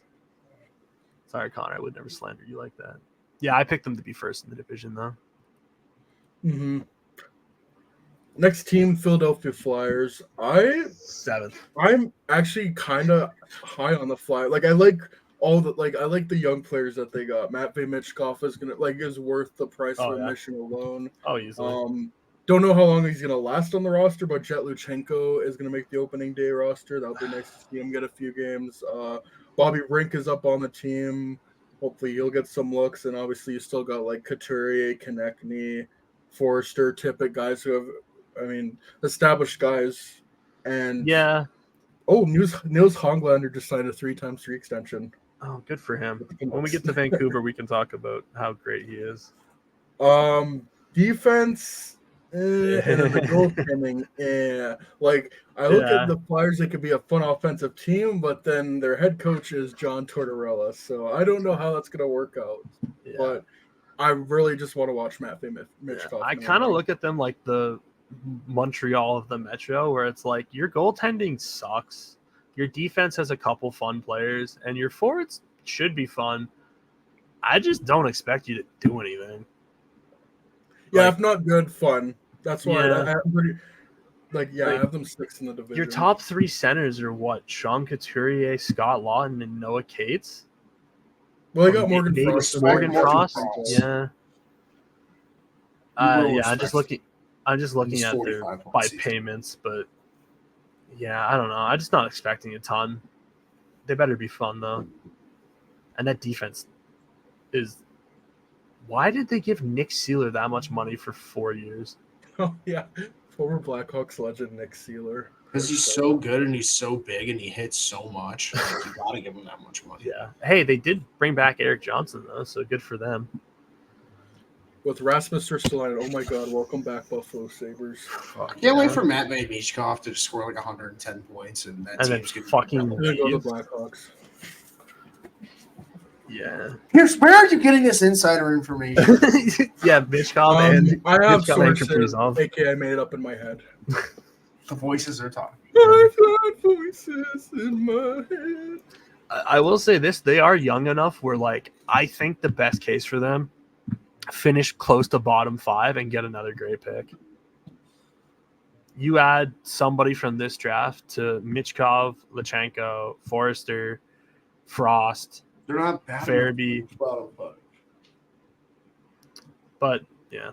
They have too many pieces. Oh, they have 3 first-rounders? The fuck? Yeah, that's what happens when you trade your Oh, whole yeah. team 3 years ago when everyone was trading for first. They have Edmonton's first because Edmonton traded up for fucking Sam O'Reilly. Idiots. Adamy. Such a stupid trade. Idiots. They have Colorado's first for Sean Walker. And I love how Sam Bowman like put his presence on the team before he even signed with them. He's like, "We're just gonna trade him first for They some have bullshit." 3 firsts and 3 seconds. They have Anaheim and Columbus' second. Dude, they might have the top 3 picks in the second round. That's crazy. Get excited, Flyers Nation. We're still gonna be mid, just a different type of Broad Street Boys, let's go. exciting mid. Just The beat type the of shit mid out that of gets Sean everybody. Tortorella fired by Christmas. Like, get Thank excited. God. Oh, yeah, don't worry. We're going to their interstate rivals now to see more mid. 7th. Yeah, that's where I have them too. I think they're worse than the Flyers. Oh, it's okay. I have them Sidney 6. Crosby, why'd you resign with these idiots? Well, because it was $8.7 million. He had to. He saw I the could have number. given him $8.7 million of Monopoly money. Like, Oh, God, if man. it's really that easy, I will. I mean, they got Nathan Beauvillier on the first line. I think they're making the playoffs. Shut the fuck up. There's no way that guy's on the first line. Well, that's what Daily Faceoff has. Beauvillier, Yeah. Crosby, Rust, Michael Bunting, Malkin, Raquel, Drew O'Connor, Lars Eller, Jesse Pool Party. Well, and yeah, then I fourth think line, when Kevin Hayes, Cody Glass, and Noah Chari. I think when the when the season starts, though, you're probably going to see McGroarty up there. No, we're not. He looked like shit in the preseason. He did, but like it's also Anthony Beauvillier. I don't think he's going to last more than 5 seconds. What do you mean? There's no He Nathan didn't play on Beauvillier. 4 different teams last year. Hey, don't worry, Blake Lazat's coming back, dude. That fourth line's going to be Respect revolutionary. Blake Lazat, first of all. We're not Hey, doing this. I am. I just There's said a he's lot gonna of be fucking ass on that team. he's We're going to not be shitting great on the Blake fourth Lazat. line. No, he's going to be on the third line. Gosh. Oh fuck! The third line and the fourth line are the same on that team. They're both doing shit. Yes. That's the point. I don't want him to be. Man, why? How do they have so many fucking injuries already? Because I they're know they're, old. I know they're old. Yeah. But like, God, Like, it's not rocket science. fuck. Yeah, this team's not doing fuck all. Let's talk about my third place team. They're way more fun. Let's do it. 7th place for the Penguins, if I didn't already say that. You put Washington third? I don't know why Listen, I'm surprised. I hear me put out. fourth. And this is why. I have them 4th. I think they're going to make the playoffs. So Yeah, they're think my they're second third. wild card. I think there's third if fucking Thompson and Lindgren do exactly what I think they're going to do, which is be an elite tandem. The Give thing them is, 905 they're that down. team where their ceiling could easily be second in the division, but their floor is last. 100%. Yeah, Because if all those They're- pieces don't gel, they're fucked. there's so many they question are marks on this team. old. Dude, but like if PLD can be a 50-point player and Mangiapane can be a third liner on their team, Yeah, when you look McMichael at takes a slight step. you They look got at the depth, new too. guys on their team, and it's PLD, And Chikrin's gonna- Mangiapane, Chikrin, Matt Roy, and a backup goalie. If Dude, but three think out of about those if 3 out of those 2 don't work out, they could be in such dire straits. They can, but think about it. You're getting Jacob Chikrin in a contract year with a chip on his shoulder. He's going to fucking perform. Like, and Yeah. if he's healthy, he's going to perform. You're getting PLD where if it doesn't work out here, he's getting bought out. So he's better figure it out. Yeah, Just fucking laughs. But Mangiapane has proven that he can be a 50-point player if you put him in the right positions. I think their youth showed signs of growth. Matt Roy is a shutdown defenseman. yeah. And their I just- goaltending's yeah. fucking amazing. and you still have Alex Yeah. Ovechkin. Two lefties, baby. Let's go. Yeah, I don't know how First, the Thompson's Reds going to took over do. I think Washington. we've That's seen crazy. now that Vegas, when goalies leave Vegas, they don't typically hold up their end of the bargain, but we'll see. Maybe he'll be great Respect there. Malcolm Subban. Thank you very much. Hey, Next he's a question. Sabres legend. That's fine. Yeah, so Um, respect him. Good lord. Just looking at their forward core, and it's like, I don't know, man. It's still kind of weak. That bottom six is a little stinky. It's better than a lot of teams. we've Oh no, gone that's through. totally. It's better. Like I said, I have them fourth in the division. I just don't have high hopes.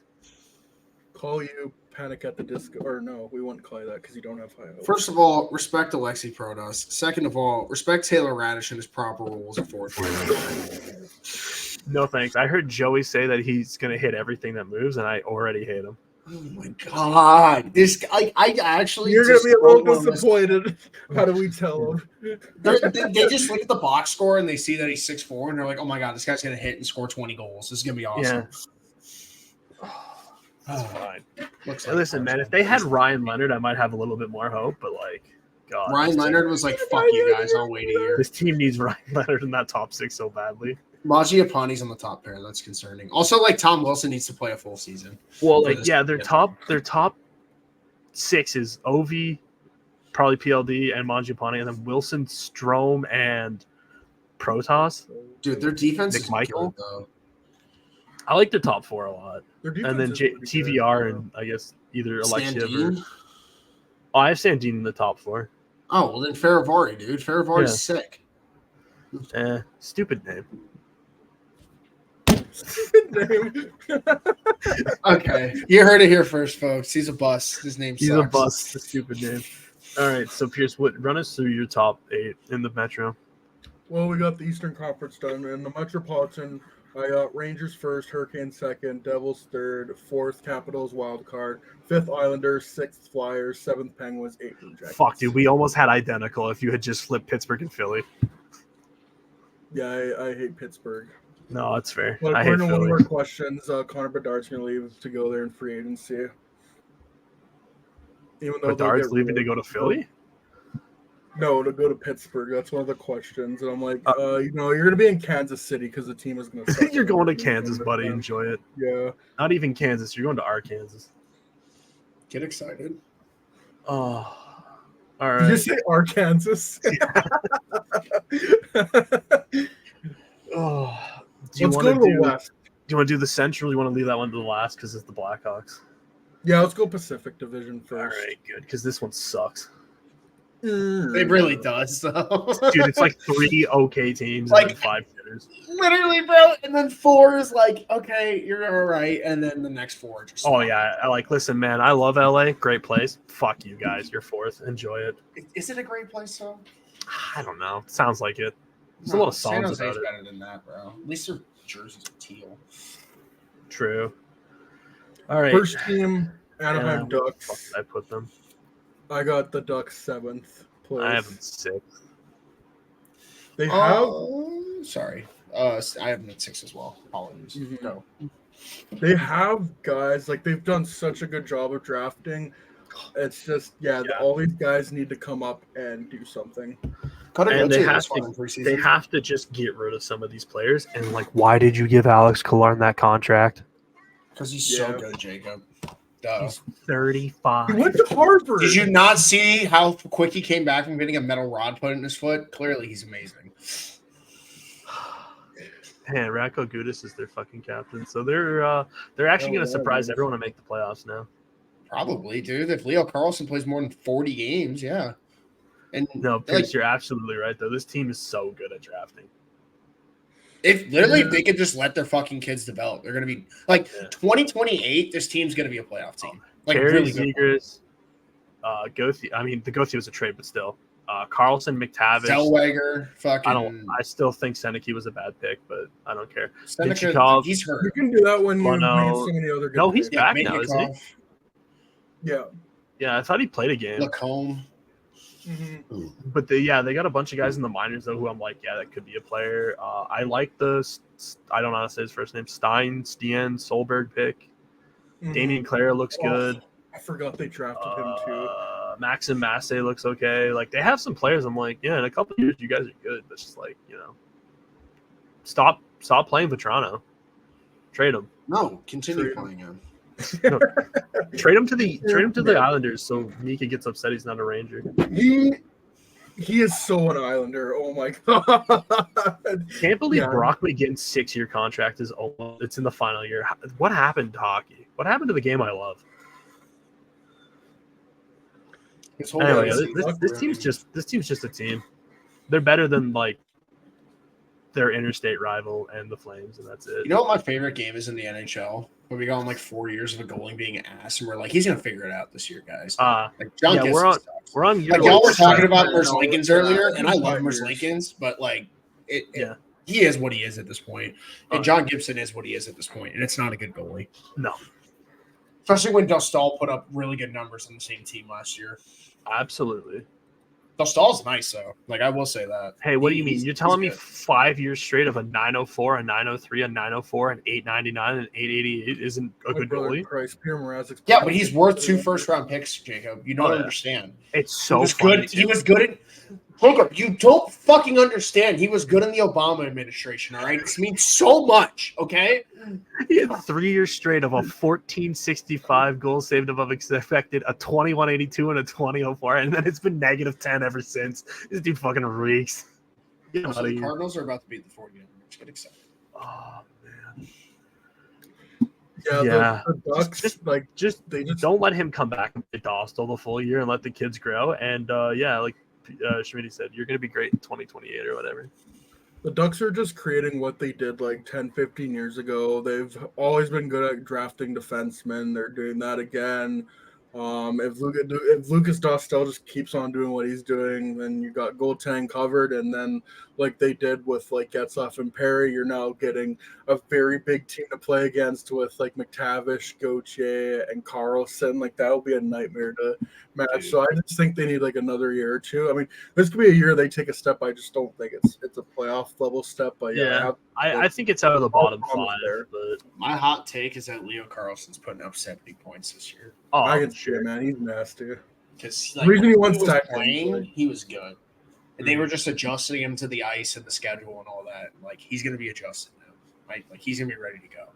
Also, if Zegers can be healthy for more than like 20 games, that'd probably help too. Because that guy's 65 points, money in the bank.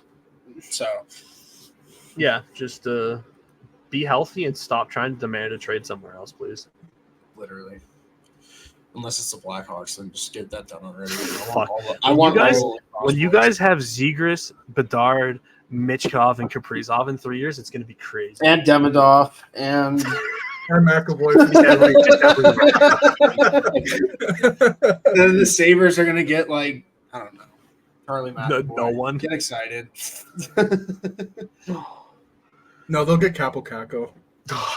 Finally, dude. The guy who should have gotten the Eichel trade. We're going to get Nils Lundqvist to solve the right-hand defenseman scenario. Nice. Former Rangers draft picks. Who's all we want? The team that's going to finish last. Oh, yeah. I love that they picked the worst year ever to tank. This is awesome.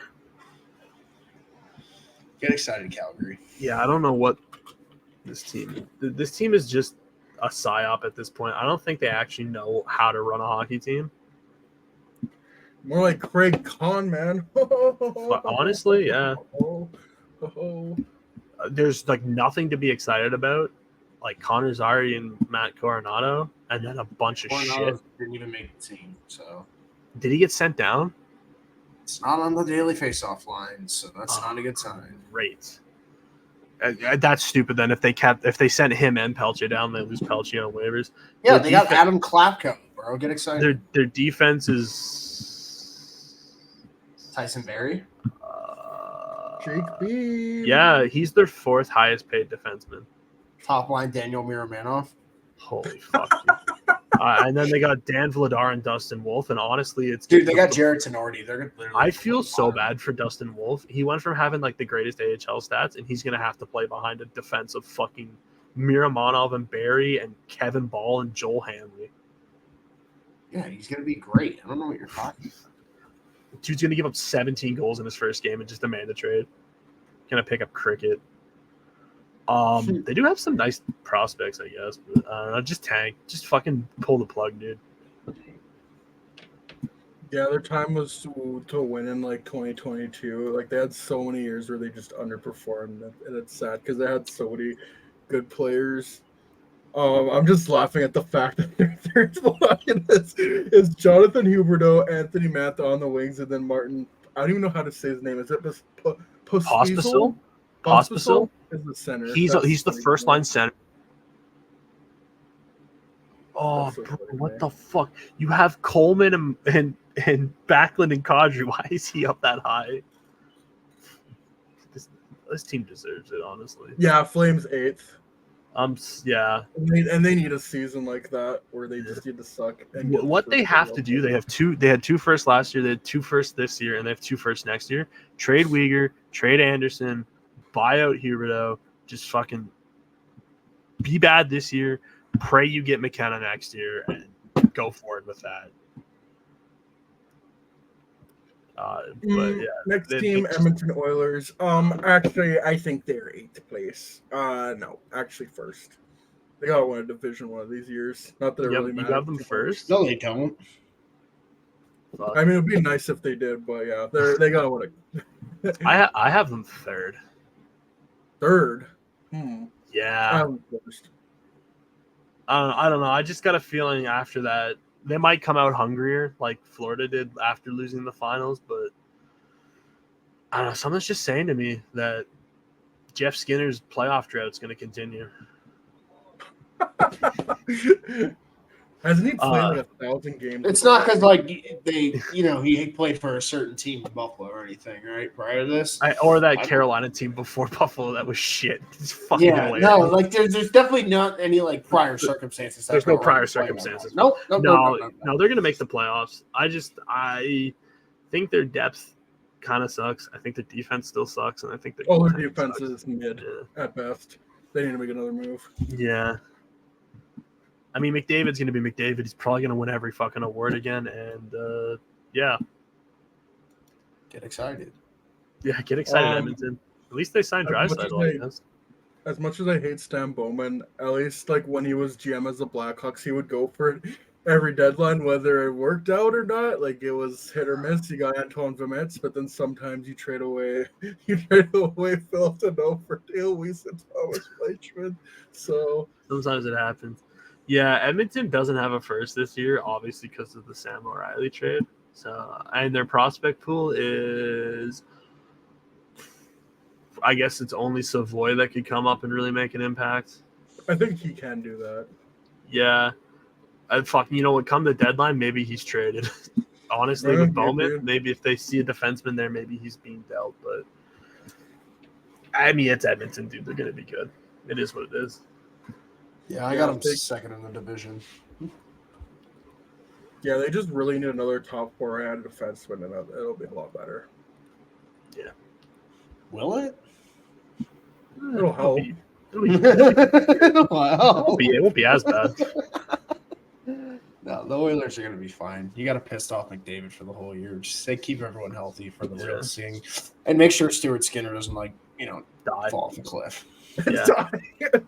Just don't play him 70 games, please. Just get him a backup. But it worked so well with Cam Talbot.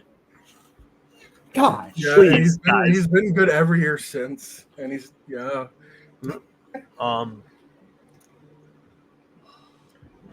Next team is the team that the Oilers have beaten every year in the playoffs the last few years. Hey, they're not going to play them this year, I promise you. Yeah, I agree. Because they're not making the playoffs. Yep. That's what I have them too. I have them 4th, but I think I have 5 from the Metro or the Central.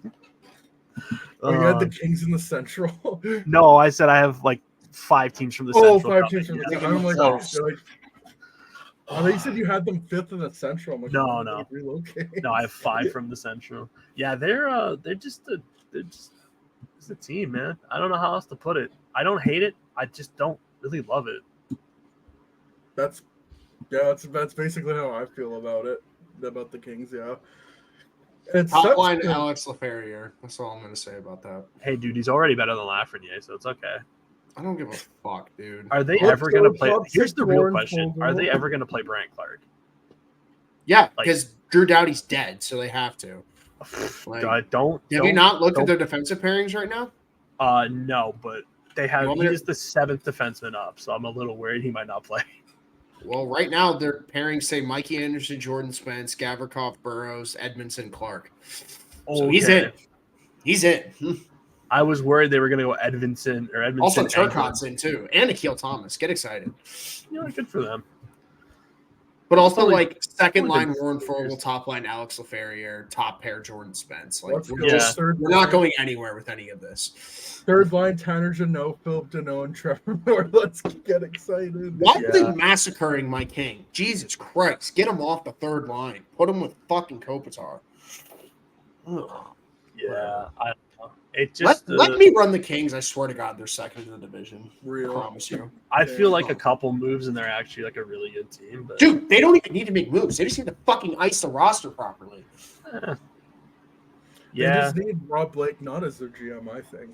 exactly. Just Jacob, they play That's good the enough move. team defense where if you just ice a proper top six, you're going to win hockey games.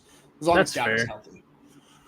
Yeah, I guess the move would be replacing Doughty with somebody who's not Jordan And Spence also, like, or Kyle Burrows. Darcy Kemper is going to go back to being a decent goalie. I'm almost positive in that. Because that's just how goaltending works. I hope for their sake it does, because I don't know if I can stand any more big save Dave in that. You love Big Save Dave. Don't even lie, Jacob. Oh yeah, absolutely do. His time in Calgary was amazing. Just wait for his time in Buffalo, bro. You can't Fuck, wait. Listen, I've had to see Bent Hutton and now James Reimer. If I have to see him, I'm actually. Oh my god. Don't you mean Carter Hutton?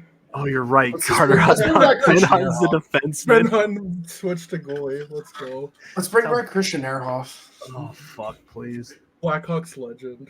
For real. Next team. Yeah, it's just to wrap up with the Kings. It sucks that like Kopitar and Doughty aren't even their problems. Like they're still good, and like they like a Yeah. few years ago they had one of the best prospect pools, and it's just like it sucks that they like for Kings fans. I'd be more angry that they haven't taken a step at all. I mean, it doesn't help that you're playing the Oilers, but also if you know you're gonna play the Oilers every year, you gotta make adjustments to that. So Yeah, you can't just keep running into the same wall and praying it fucking moves one time. like I've figure something out, Wile Coyote. I've said my 2 cents on the Kings in the past. I'm running into McDavid 3 straight times. Happens in the NHL. Got to figure out a way around it. But also, One of the times, just sign the guy who took him out in his rookie season. Okay, it's not that hard. Brandon Manning. Oh my god. Yeah, I was gonna say the wrong person, but just get him and figure it out. This fucking San Jose team On is to the San Jose Sharks. Not gonna make the playoffs, but kind of the same thing as the Ducks. I shit. think Better be fun. like Macklin, Celebrini, and Will Smith alone is gonna be the price of admission, and then you got William Eklund as well. Like I really do like what Mike Greer is doing in San Jose, and what he's done with those bad contracts, getting rid of them and bringing all these young guys up. No Yaroslav Askarov to start the year, but I think he will be up soon. So Yeah, I I have think them he 7. got sent down because he's hurt, or he got hurt during training camp. So they just wanted him to get like reps before getting called back up. I would think he'd be They up have most of them. they have such a sick prospect pool. This is a team that like in a couple of years with like I don't know how to say his name, Saline Wallanis. What the fuck's the defense that just drafted? Sam Dickinson, Shakir McCumadulin, Quentin Musty, Philip Bystedt, Thomas Bordello, the 3 guys you said on forward, Cody Cece, Let's go. Barkley Goudreau. They're going to be good in the future. But yeah, this is another year. I think they're just going to finish close to bottom 5. Get another good player. Maybe it's all about Macklin Celebrini's development. Exactly. You just want to protect Celebrini and Smith. Let them play. Let them be good. Getting Toffoli was nice for them. They're going to have an experienced scorer, and that's it. The rest of this roster is kind of just mid. Well, I mean, like they've made a player out of Zetterlund. That's more than you probably could ask for out of that He minor. almost had 50 points last year. Yeah, and Eklund made somewhat of strides more than he did the first couple seasons. Mhm. There's it's gonna pieces there. It's Oh, a no, development for year. sure. Absolutely. I'm sorry, I'm Yeah. watching this game. Geno Smith just had a legacy run. Holy shit, he just ran like 50 yards down the field. Oh my god. Yeah, I'm more just Giants looking at that. I'm more looking at that decor and just going, why the fuck is this a thing? Yeah, it's called We Want to Stink. Like the Blackhawks Well, did this for like 2 years. they're definitely stinking. It's okay. Like this isn't the year. Clearly, Oh, Sierra and they have both Leonard. Vanacek and Blackwood. They're pulling a New Jersey from last year. So they're winning 52 games. Get excited, guys. God, if they win 52 games, it's over for the league. Welcome back, 2010 Sharks already. Welcome back, 2010 Sharks. Let's go. Oh my god, I cannot wait for Fabian Zetterlund at channel his inner Joe Thornton. Get excited. I'm taking more Devin Setaguchi for Fabian Zetterlund. Listen, Celebrini and Smith could very easily be their Thornton and Marlowe. Just completely different play styles. Who's the Logan Couture? Rookie Logan Couture. Yeah, they still have Couture and Vlasic. Those are like the only holdovers from the 2010 Sharks. Can't believe Alex Vlasic. That's so crazy. Yeah. Wait a second. We have Mark Edward Vlasic now. What the hell happened? I think the Sharks are coming 7th, though. I think that's right. I have them. Yeah. I just think the Flames are going to be fucking bad this year. I think the Flames have like no hope. There's nothing. Once that team starts losing, there's nothing to get them out of that hole. Nope. Seattle Kraken. This is vibes are not great in the crack house. I'll tell you that much. Yeah. Yeah. I have them 6th. Hey, when that happens at the function. I have them 5th. Sorry. I have them 5th too, but it's just like so do I. They're moving into Minnesota Wild territory. Like if I'm them, this is a huge year to just make sure Beniers and Wright take steps. Yeah, that's all I would fucking care about because you have the pieces around them. You need them to take steps. Very, very curious where they plan on playing Shane Wright. Shane Wright better fucking be in the line. They have him on the 3rd line right now. He's in the top 12. Actually, I like Tolbert and Bjorkstrand. Bjorkstrand was their leading scorer last year. I actually fuck with that line so much. Steve, you know what? I'll shut up. I actually really like the way they've set up their top 12 for forwards. I'll have to look at the Seattle line. Yeah. Someone's got to take a step, and I think Montour's going to help with the power play a shit ton. It's just and their defense isn't even that bad either. Johnny Gord on the 4th line. Holy shit! R.I.P. Gord. Dude, but like that's their depth. You could put Gord on the fucking 4th line. I know. I just don't like the Stevenson acquisition. I feel like I don't like the term. Yeah. If it was 4 years, I wouldn't care. Yeah, the defense is nice done at Larson, Oleksiak, Montour, Borgen, Evans. I will say this: you can also sign contracts like that when you got your top guys like Beniers locked up for like $7 million. So like, it's not like you're gonna have like no one on this team's making double digits anytime soon, unless McCann drops like 60 goals. And if that's the case, he's probably not cracked. But even if McCann drops 60 goals, you still have him for 3 years, including this one at $5 million. So it doesn't matter. Oh my God! Speaking of goalies that are only 4 years into sucking and might come back. Oh my God! Joey Decord. No, Philip Grubauer. God, dude, he fucking reeks. Philip Grubauer just needs to be better. Yeah, that contract is not looking. I will say this too. You can also afford to pay somebody like Stevenson that money when you have forwards like Berkeley Catan, Carson Rakoff, Edward Chalet, Jaeger Furkis, David Goyette, all coming up on ELCs. Lucas Dragicevic on the point, Caden Price. Like they got some guys coming up who can you can easily plug in a couple years to replace like the older guys like Schwartz and so on. Well, I just don't know if it's this year. Very well. They do draft very, very well. But unfortunately, they might. I think they're in the same contending tier as like LA. They could finish 4th. They might steal the 2nd wild card, but I think 5th is probably where it's at. Until Grubauer shows he can actually save a puck. Yeah, you just really need you need Grubauer to make stops, and really you need Beniers to take off and be more like what he was in his colder winning season. Can't have that what he did last year. But regardless, that contract is great. And if Shane Wright, man, if he just takes off 2, that's 2 young guys there, that'll help a lot. But I just think they're just barely on the outside looking, and I got them 5th in the Pacific. That's fair. And we got the last team of the Pacific, the other there's two. expansion team. You forgot Vancouver. Oh, did I? Oops. Vancouver, I have them 2nd, and I very well could see them taking the division as well. I have them first. It's crazy how like they just like how they handle the whole Bruce Boudreau thing, and I'm like, there's like this team, like they can't go forward with this, and then Rick Tocchet comes in and completely changes everything, and they were so close to beating the Oilers. But yeah, I like their team. Their defense is still a little weak, but their forwards are crazy. Still got Quinn Hughes, and the goaltending might be a little interesting to start it off, but yeah, I think depending on how long Demko's out and how bad he is, depends where they finish. I like their depth the most in the Pacific. And I know that their defense is weak, but I think Susie is still a serviceable 3, and Myers exists. I don't know what the Desharnais contract was, but hey, at least they got Lankin, and Silov or Shilovs could at least he's a serviceable backup. Yeah, they could at least tandem for a bit. Hold it down. But, yeah. I think they're the only team with like a truly elite goalie though in the Pacific, I'm going to trust them to win. Just a matter of how long they're going to have him for this season. How long he's out for. I mean, if they just get him back for the playoffs, you're fine. It doesn't really matter where you finish, I guess. Am I crazy to think like the Canucks kind of like peaked last year, and they're not gonna, have this? Yeah. Like Quinn Hughes is not doing that again.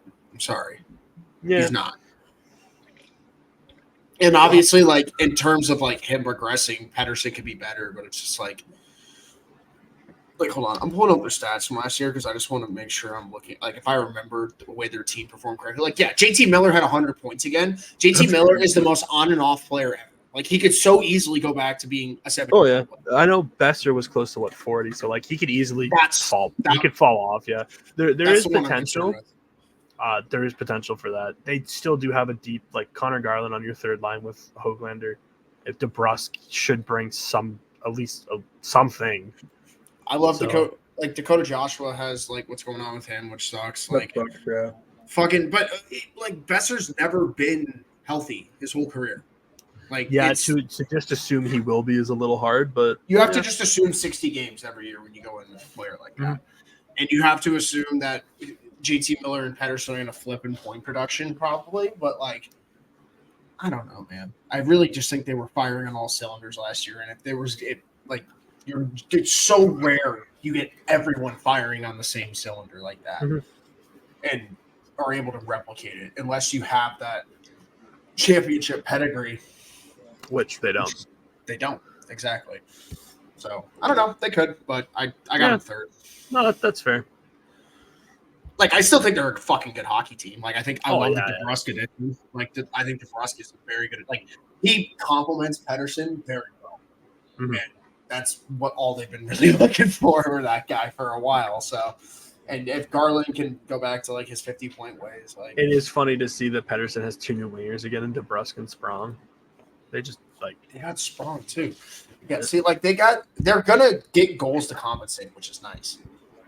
Yeah, that's the thing. I don't like they could have some regression. I think the defensive one's the hard one. Like if Hronek falls back to not being a 60-point player, it could hurt. Because your bottom 4 is just almost pure defense. You're not getting scoring from Susie. But they hit people hard, though. When they actually make contact. Yeah. Yeah. I don't think they're cup contending, but I still think they're playoff too. I just really like Rick Tocchet as a coach and how he has them playing with the intensity that they have. But offense, I like. Like, yeah, even like what you said, Dylan, with like, even like if you swap Pettersson, like the production around, I still think it's going to be similar to last year. It's just, the defense, like how much are you going to rely on Quinn Hughes again to carry the load? And then how how long is Demko gonna be out? Even though I think like Lankin and Shilovs can hold it down, it's just I think they're a playoff team. I just don't know how far they're going. Yeah, to I the think too it's going to be interesting to see who they run into in the first round. If they finish second or third, you're getting Edmonton or Vegas round one. Not fun. Nick Castellanos just had a walk off against the Mets. What's happening today? What do you mean? Well, something's going to happen. Castellanos going to hold. I don't know. Well, I guess we'll find out. So we'll find out. We'll get back to you in 6 hours. Vegas, I think they finish third in the division. I think they take they already kind of took a bit of a step back last year. Like they just it never came together for them, but they still almost beat Dallas anyway. But yeah, they've lost a few people. Like they've lost Jonathan Marchessault, Stevenson. Yeah, Chandler Stevenson, a few guys that were part of that team that won the cup a couple of years ago, and it's different now. Like you're gonna have to rely on like a lot of younger guys coming up through the system to help you out. Like Pavel Dorofeyev is gonna have more of a look. Like Victor Olofsson is on your first line according to Daily Faceoff, and same with Holtz, who you got. You're taking 3 gambles on the wing in Olofsson, Dorofeyev, and Holtz. What would you know about Olofsson, anyways? Nothing. He's a great defensive forward. Marks, don't ask. He's going to score 30 goals. Yeah, he's going to score 20 power play goals and fucking probably be a minus 40. But hey, they lost. They lost some players, but I think Stone being healthy for about 50 games until he goes on LTI for the playoffs is going to be beneficial. Hurdle for a full season could probably be beneficial, and then. I mean, Dorofeyev, Brisson, or Holtz, you're probably expecting 2 of them to at least be not the worst players on the team. Defense is still immaculate. I'm sorry. Pietrangelo, Hannafin, Theodore, McNabb, Whitecloud, and Haig is just disgusting. Aiden Hill's good, I guess. I don't know. Hey, that's our starting goalie for the Olympics. I know. That's why I'm so indifferent. I want to talk shit, but I can't. You should. No, talk shit about your country. Go ahead. We talk shit about your country's backbone. We have no goalies. We have Stuart Skinner, though. They still have McDavid, though, so it's okay. We have McDavid. They have a good compensation. We have McDavid and McKinnon. I don't know. Do they have and McCarr. They're fine. All right, guys. Canada's gonna be fine. They're just not gonna fucking wipe the floor with everyone anymore. Oh no. Yeah, they still have Jack Eichel too. So I think Vegas is gonna be fine. I have them second. Just because they did go out early, I think they're going to have benefit from a bit of rest, getting healthier, different look for some players. But yeah, I got to win the division, guys. I'm sorry, they're built the way you want your contender to be built outside of goaltending. Hold on, so you have Vegas first, I have Vancouver first, and Pierce, you have Edmonton first. Which are all our top 3. We all pick the same top 3, just in a different order. Which I think just shows that that's basically how the division is this year. They're the cream of the crop. It's very top heavy, which is fine. Yeah. But I just think if you're looking at how, if you go to a GM and it's how do you want to build a cup contender? It's okay, I want to be deep down the middle, I want to be deep down the back end, and I want to have, elite talent at some form on the wing. Not depth, just one elite talent. And you look at the way Vegas is set up, Eichel, Carlson, Hurdle is about as nasty as it's going to get down the middle. And then if you really – here's where people get mad about Vegas's depth. You know how easy this is to just throw Hurdle in the top 6 and put Nick Waugh on the third line? I don't know why they're not doing it. It kind of annoys me. But and then Brett Howden's great. So it's yeah. They're really fucking deep. They have I think Holtz is in the perfect position to, finally maybe channel his ceiling. He's going to get the time in the right positions to do it. Mm-hmm. Victor Olofsson's money. I'm not even bullshitting. That dude's still getting 25 goals playing with oh, absolutely. He's gonna rip home so many power play goals. It's not even gonna be funny. Oh my God! Eichel's I just got to work on the left circle bet. Okay. Eichel has the funniest job because Olofsson is not gonna move from the one timer, and Niels was telling me that Barbashev just stands in front of the net. So you're just gonna watch Eichel circle around the zone looking for one of them. Eichel's going to be chilling on the left circle, just trying to make everything happen. Yeah, but it's going to work, and he's going to have 90 points, and Vegas is going to be first place. I think I saw into the future. Vegas is going to trade for Taylor Hall at the trade deadline, so that way they can the first line of Taylor Hall, Jack. No, Nick, no. Why?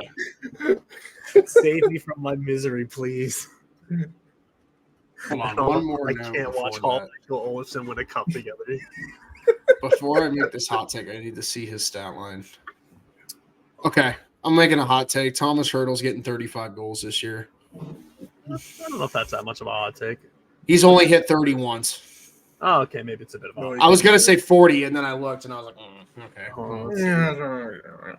On the real though, yeah, like what you're saying, dude, like not only in hockey but like in sports, that's how I want my front office Yeah, 35 operating. months. Like I want if these prospects aren't up on the team making an impact, like you better be trading them for legitimate superstars Oh, if easily. you have a chance to compete for Mhm. a championship. And yeah, Vegas is a little ruthless, too ruthless sometimes with how they do their handlings. Wanna But talk- I'd rather, yeah, you won. I'd rather that than like, be too like, oh, we got to keep everyone together. Like, no, you got to make hard decisions. Like, you're gonna come there, you're gonna get your ring. You're gonna stay there forever, not necessarily, but you're gonna go there. You're gonna play. I will say this: they might have to cool the Jets on trading prospects for at least this season. No first this year, no first next year, no prospects worth a damn that aren't already on the team. If you trade Brisson, there's no one. They have. I mean, if they can get a person, if they can get on something their good, I team. just don't know what you're getting because I don't think Brisson by himself is getting you anything, and you don't have the first to attach to it. Vegas doesn't care. They'll trade away like their 2027 first to make a trade if they have fair. to. Like, Yeah, maybe I'm expecting too much from teams not to look at a first in 3 years and go, that's still valuable. I also really think that Vegas built their team to where, like, if we're like, guys, let's be honest, what's the easiest thing to acquire at the trade deadline? A winger. What's the one position Vegas needs to add at the deadline? Winger. They'll just go pick up whoever the best winger is available, like Pierce said. They'll make the move to go get him. Oh, wait, no, he signed an extension. And they'll lock him up long term, too. They've done that with Hannafin and Hurdle last year. Well, Hurdle already had a contract, but yeah, Hannafin. And Stoney did that in the past. Like, I don't know, man. Like, Edmonton just built, and the thing is, like, Edmonton's built their team the same way. It's just, this is the first year that they've actually decided to address some of their needs instead of just being like, early we're deep down the middle. Later on, yeah. It is kind of funny looking at the three teams because all of them are different. Like Vegas has the elite center core, great D, and Vegas goalie. Everything covered. Vancouver has like the great top line, two good defensemen, elite goalie, and then Edmonton's like, we got a great top six, Bouchard. There's no goalie. Oh, Ekholm's fine. Yeah, 1 point for Sweden, but yeah, they're all like different. Some Vegas has prioritized a bit more depth. Edmonton obviously is way top heavier, but like that Vegas top six, dude, that might be the best top six in the league. They have the best defensive core in the. The best. Sorry, that's what I meant. The best defensive top six. Mm-hmm. I think that's what the Blackhawks are trying to do. Like Vegas has so many forwards that are versatile. You can move them up and down. Like you can have them play center wing, and the Blackhawks are trying to build like a big mobile defense, and then just help one of the goalies. Like I'm sorry, how did we go from the Golden Knights to the Blackhawks? Like, how did this fucking happen? Let's go to Well, actually, I was going to say Chicago's the next team we're talking about. So, hold on, wait, Pierce, before you start. Like, I stopped listening for 2 seconds, and Pierce is like, "This is kind of how like the Blackhawks." And I'm like, In my brain, I think we're talking about the Golden Knights. I'm like, we are not on the same page. Pierce, I thought you were going to start shit posting and be like, "This is just like the Blackhawks when they acquire Kaprizov and Mitchka." Holy crap! This is like that one time the Blackhawks got Kaprizov. Get excited. Oh man! So yeah, Pierce, run us through your top 8 in the Pacific. Oilers first, Canucks second, Golden Knights third, fourth Kings, fifth Kraken, sixth Ducks, seventh Sharks, eighth Flames. We have the same 5 through 8. I did too. Oh mine's Vancouver, Vegas, Edmonton, and then LA, Seattle, Anaheim. Sounds like they all suck. Vegas, Edmonton, Vancouver, and then Kings down is the same. Yeah.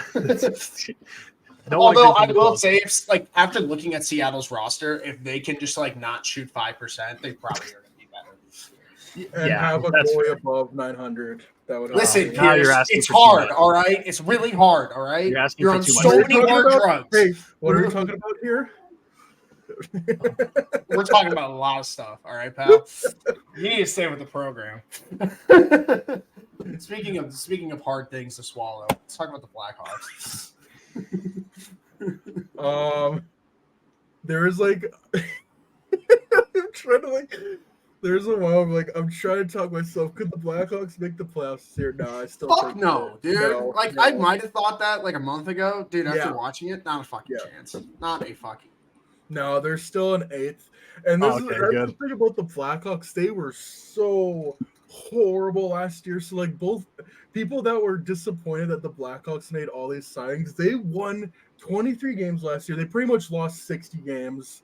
Yeah. Even if You they can make a 10-point increase and still be in last place. yeah, if they win 10 more games, like if they win 30, 31, 32 games, you're still you're taking like almost a 10-win leap, but you're still losing 50 games. So like anyone that's like, oh, I can't believe the Blackhawks made those moves, and people that are thinking, oh, they might make the playoffs, which I did for a bit, like everything would have to go right. I said like the goaltending, you would have to be 9-10, 9-15. The defense has to be solid. Bedard would have to be like 40-40, which you might do anyways, but then you need like Frank Nazar to come up and like be like a Calder nominee.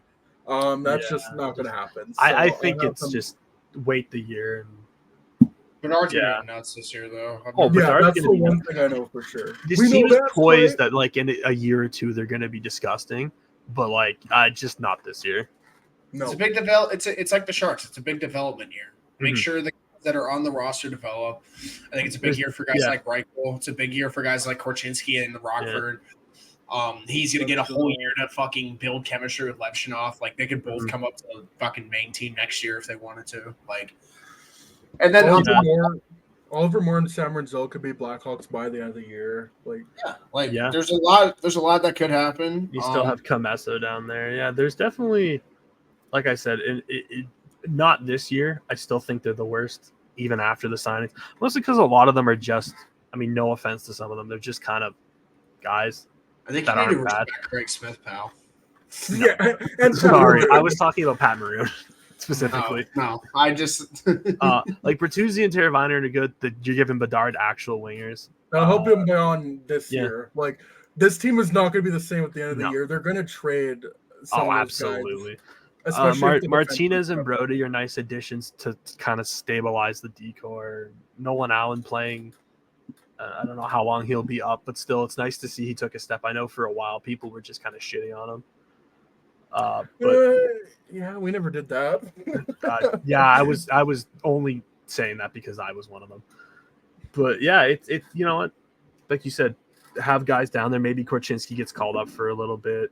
He will get called up. You've seen that back end. At least I know. Oh yeah, Brody's gonna miss at least 40 games. No, Murphy's gonna miss 30. Fucking. But like you got Martinez Nazar, is not playing every game. No, you got Nazar, Slager, Ludwinski. Is Lardis in the OHL or is he? Yeah, he's in the OHL. Oh, also shout out Nolan Allen. He made the opening night roster. Get excited. Yeah, Gavin Hayes, Colton Dawes. Definitely gonna have a fun AHL team to watch. Oh, Rockford's gonna be loaded. If them beating if that game was any indication, that Rockford team is gonna be very good. Yeah, Nazar too. Yeah, I think Nazar's gonna pop off in the AHL, and then their defense is just gonna be gross, and hopefully defense is gonna be so nasty, bro. Yeah, like their third pair's gonna have Crevier on it. Like their defense in the AHL is gonna be better than what our main team defense was last year. That's crazy. Your 6-0 roster defense, the oldest is 23. Holy shit.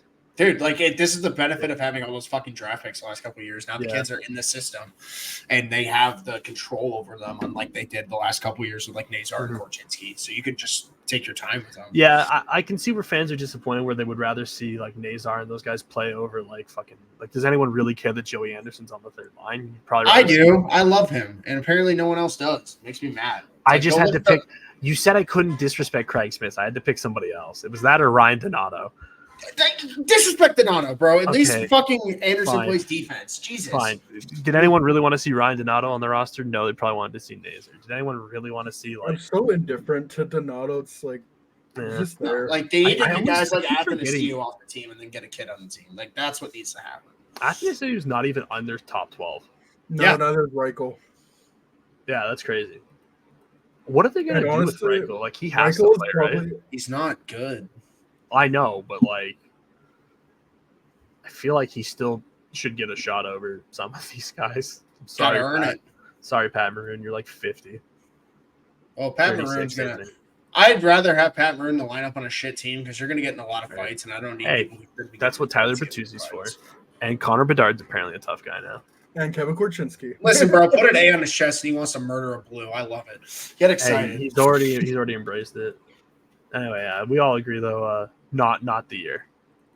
I mean, No. it's never going to be the year. This is the year you go get your other forward, whether it's Martone, whether it's Frundell, whether it's. I'm still mad. I listen, as a non-Hawks fan, as a casual, I really, really, really wanted to see Bedard and Demidov together. I'm sorry, man. That would. It almost happened too. It almost happened. So fucking nasty. But anyway, it's fine. They have their defense of the future. Good for them. Like you said, go get the forward. Fucking better, dude. Martone or whoever, Roger McLean. I feel bad for the kid, but like if Demidov comes in and starts swinging the way we think he is, like you better fight. It's kind of like with what was it, Reinbacher and Michkov. Now Reinbacher's except like Michkov has a higher ceiling than Reinbacher. Oh no, I know, but I mean like he still went before him. Yeah, and the Russian. But like look at what Michkov's doing right now. Like that's what I mean though. Michkov looks good. If Demidov comes in. And Michkov found a way to get here at 19, which no one thought he would do. Everyone was like, "Oh, Michkov's going to be here in like 2027." This year was like, "Fuck that, I'm here." Remember that one motherfucker who like met Michkov in the airport, and they was like, "Oh yeah, he's going to be here camp 2024," and everyone was like, "Yeah, whatever." Bro. Yeah, whatever. Like, you know, guys fucking making shit up for clicks. Who's laughing money now? with that one? Guy was on the money with that one. So Michkov loves being a flyer, that's for sure. Anyways, next Colorado. Yeah. Where do you have Colorado is next? Man, they're really just in the same boat as Tampa Bay with me. It's funny that they just all fell off after 2022. Depth is just not there. Like again, what do you mean? They have Ivan. Get excited. What the fuck is this? Who the fuck is this? Yo, they got Parker Kelly. Let's go. Calvin DeHaan, like, oh my god, I love this team. Wait, Ivan's actually on their fucking team. I knew he was in the team. Dude, I wasn't kidding. I'm looking at their daily face-off. Callum Ritchie made the team too. I have Puckpedia open and he's not on their team. Dude, no Landeskog, no Nichushkin, no Lehkonen. Like, it's hard to build a team when like the guys you put money in aren't on the ice. You know? Yeah. No, like, I can't even fucking knock their lineup. I think. Who's Kovalenko? And this might be more of an indication with how mid the rest of the Central is. I still have them second. I have them second too, man, because they have Nathan McKinnon, they have Cale Makar, and they have Mikko Rantanen, and that's all that fucking matters. That's all they really need. That's all that matters. They're still gonna score a fuck ton. They They'll still have score all their problems. They have the Casey Middlestat is getting like 70 points this year just out of necessity. Out of necessity. And like Landeskog's supposed to be back like December-ish, and Nichushkin's gonna be back in like a month. So I'm dropping a spoiler right now. Cale Makar's winning the Norris this year. It's gonna finally be the year where the media just gives him his flowers, even though he's been the best defenseman in hockey since he touched the league. Yeah, but don't you know that his Corsi isn't as good as Adam Fox, so he's fucking shit. Jacob, he shattered all his career highs last year, and he didn't even finish top 3 in Norris voting. Oh, How's that even possible? How is that even fucking possible? He wasn't in top 3. I thought he was third. No, whatever. It's not good enough. Maybe, it's not good enough. This is like 3 years ago when they wouldn't give Vasi his flowers because they were like, "Oh, you got to give it to someone else." Like, I get it. Let's go. And then he had 90 fucking points, and he was an afterthought. He's gonna hit 100. He's gonna hit 100 one of these years. He's so hit this good. year out of necessity. Probably. He's healthy. He's so good that I feel like teams or fans underrate him just because he isn't talked about. I just don't think people watch him enough. Maybe like people will watch him the first couple years, but it's like, dude, he does everything for that fucking team. I mean, fucking everything. Anyway, yeah. The rest of the division doesn't move me anyways, so I'm still putting them second. The best team should. So first. Well, they're next, so that's fair. The best team should. I have second. Dallas first. One and spoiler alert. Here's his favorite players in the top 9. Get excited. Yeah, they are such a disgusting team, top to bottom. Like, I will say this: the left side of their defense is like perfect, and the right side of their defense might be the funniest of all time. How do you go from Heiskin to Harley? Heiskin and Harley Lindell to Dumbo, Labushkin, Lundqvist is so funny. They're going the fucking Tampa Bay Lightning route. I know you have the greatest left side and the worst right side, but it's still good. It's still funny. They got Bork and Stankoven on their team. They got Johnston. Duchesne had a great year. Yeah. Sam Steele's there. They got a great team. I don't know, man. Bro, Logan Stankoven. I think this is literally they just need Ottinger to bounce back. They need Yeah. Ottinger to bounce back. I think it's the favorite out of the West for me. Oh, they're my cup pick. They're my cup pick again. They're probably my cup pick too. I haven't really decided between the two teams, but dude, one of these years, this team has to get over the fucking hump. Wow. Like it's gotta happen. Yeah, they're in the tier. They're in the tier with Edmonton. It's like you gotta win. They're gonna win a cup one of these years. They have to. They're too good not to. Until they don't. I'm sorry, Hintz, Robertson, Hintz, Johnson is so gross. Also, oh yeah, like, that's the top line. Ooh. Yeah, they just they have the best depth, like forwards. Defense is gross, even if the right side is not great. And if Jake Onger he's gonna have to be like elite. Like he was just above average. Yeah. And I have them win the President's Trophy. All right, so we've done the three easiest teams, the top two teams in the last team. This is where the next five teams just fucking boggle my mind. I don't know what to think of any of these teams besides I hate all of you. Yeah, the mosh pit of mid. You don't love it? Not really. What do you really. mean you don't like the Wild? They're so good. The most boring team of like the 2010s to the most forgettable team of the 2020s. I don't know. At least they got a lot of kids. Like I said, with the Islanders, the worst thing you could wish on a team is for them to be mediocre. I think the Wild are gonna narrowly miss the playoffs. I have them sixth because I got five teams coming out of this division for 2 wild cards. I have them in the playoffs. Apparently, I didn't even consider this. I have them fourth. I don't know. Like I said, well, they're gonna lose in the first round. Yeah, that's fine. They're gonna get spanked by Dallas. I have them fifth. Yeah, it's a big year for guys like Marco Rossi who are going to get top line minutes this year. Yeah. He did have a good year last year. I guess they still have Boldy and Kaprizov and Eriksson. You want to see guys like Faber take a step. You want to see guys like Gustafsson bounce back.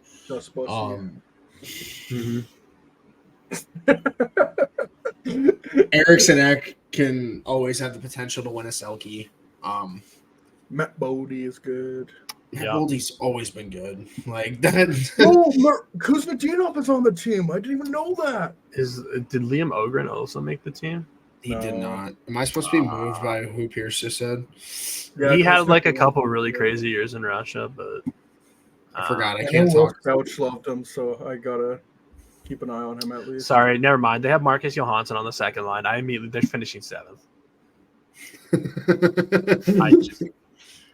You don't like second pairing Jacob Middleton? Why is Zach Bogosian on Minnesota? Why not? Remember when people got mad that he took Matt Dumba's number? That was a thing? I honestly did not know that, but after Minnesota fans made the stink about Faber, honestly, nothing surprises me with that fan base. Oh my Lord. Oh my days. Yeah, I got them sixth. Next team, Nashville Predators. I got them third in the division. Same. Steven Stamkos, 90-point season. I have them fifth because just. Oh well, aren't you just a contrarian? Sorry, I don't like this team, man. Okay, Mr. Devil's Advocate. Like it looks good. It looks good on paper, but like I don't fucking care, dude. This team can rot. Real. I'm just thinking of Steven Stamkos and Jonathan Marchessault with a chip on their I just about said soldier shoulders coming into the year. I think that'll help a lot. UC Saros is a very good goalie. Their defense is they're just always good, sound defensive team. They always beat Vancouver last year. If you put Stamkos and Marchessault into that series, they probably win it. So I got them third. Don't know if they'll win a cup, but you know I respect the hell out of Barry Trotz for making free agency entertaining for once. And just that's fine. You get my thanks for that. But I think it's a team that's also capitalizing on their window. Oh yeah, What- I They mean got the three window. first-round picks. They're going to make a move at the deadline. The too. window's gonna slam shut on them really fast, but like at least they're doing something with it.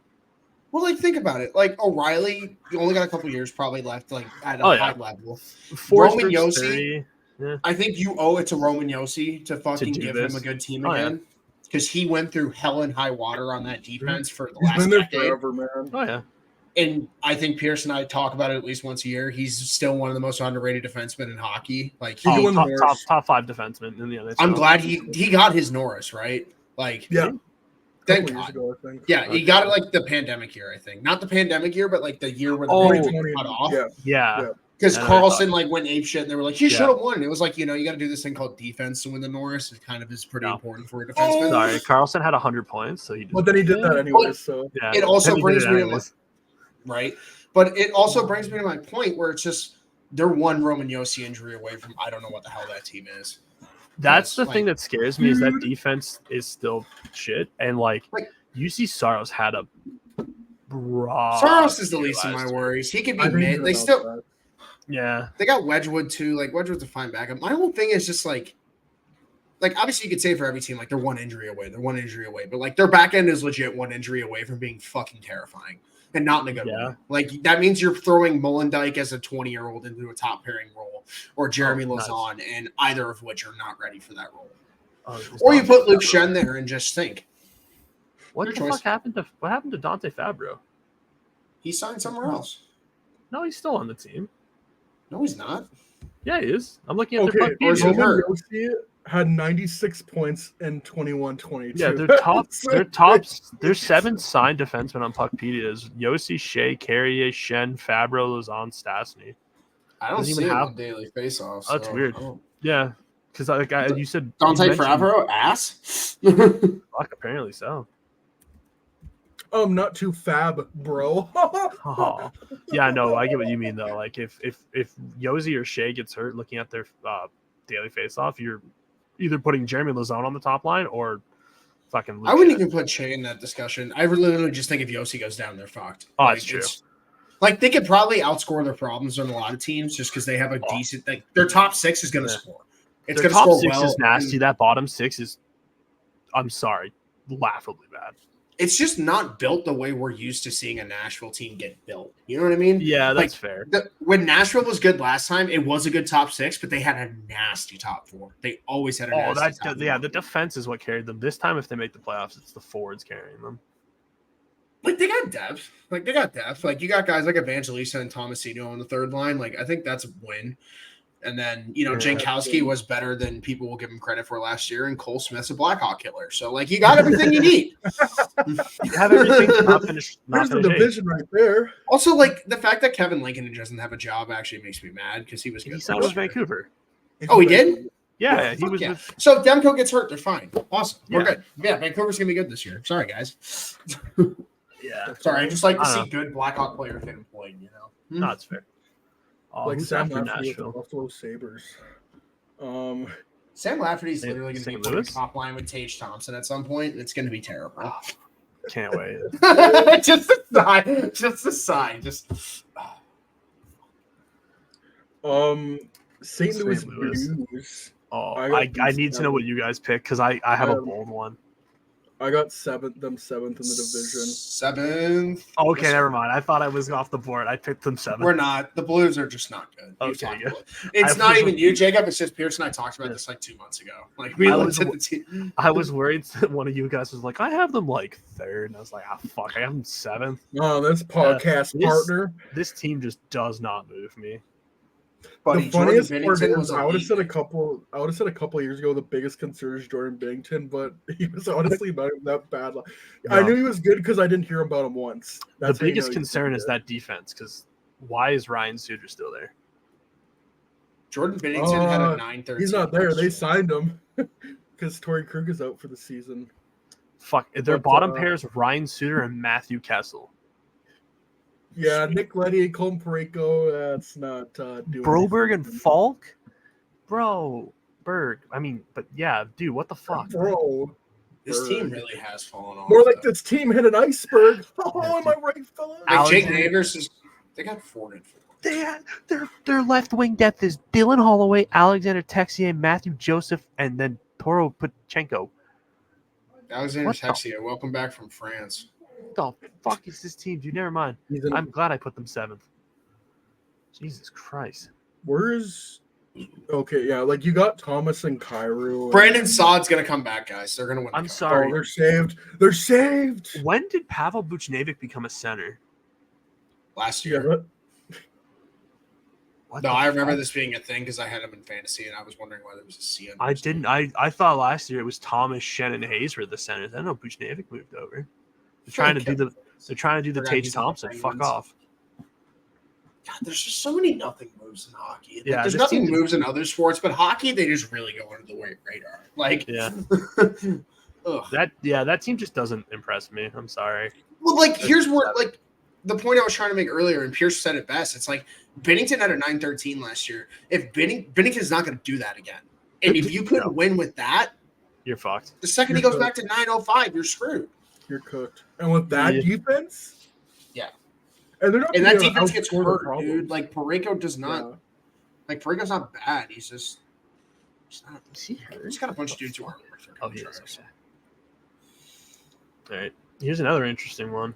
Where are we gonna put the Utah Hockey I Club? think it's the last one. And Nope. oh no, there- it's that in you Winnipeg. forgot the Jets. Yeah. Very easy to Well, do. you know, teams that don't have Deserved, airports. first of all. Cities Second that of all. don't have airports. Where are you putting Utah? Hot take. I got the Utah Hockey Club Mormons coming in 5th place in the division, and they're going to take the final wild card spot. Yeah. Woo! I have them 6th because I don't know. I think they're still a year away, Yeah, and I I have him, I don't like Mormons. I have him 6 as well. Back end is better. Still not great. I don't have faith in their goaltending. Connor Ingram and Kirill Vmelka. We'll see how far they get you. Yeah. Forward core is going to be fun, though. I will say that. Forward core will be fun. Legitimately I want to fun. see. I want to see some growth from like Doan, Maselli again. Gunther's full, like I guess second full season, first like on an actual team. Cooley, Jack Keller. McBain's second line is fucking Forward, Alexander Kerfoot, 4th line right wing. Let's go. Pierce, he's Michael- literally your favorite. Stop. Michael Carconi. Michael Carconi, known Blackhawk killer. Yeah, I just Did like he have a hat trick against us? it's last a year?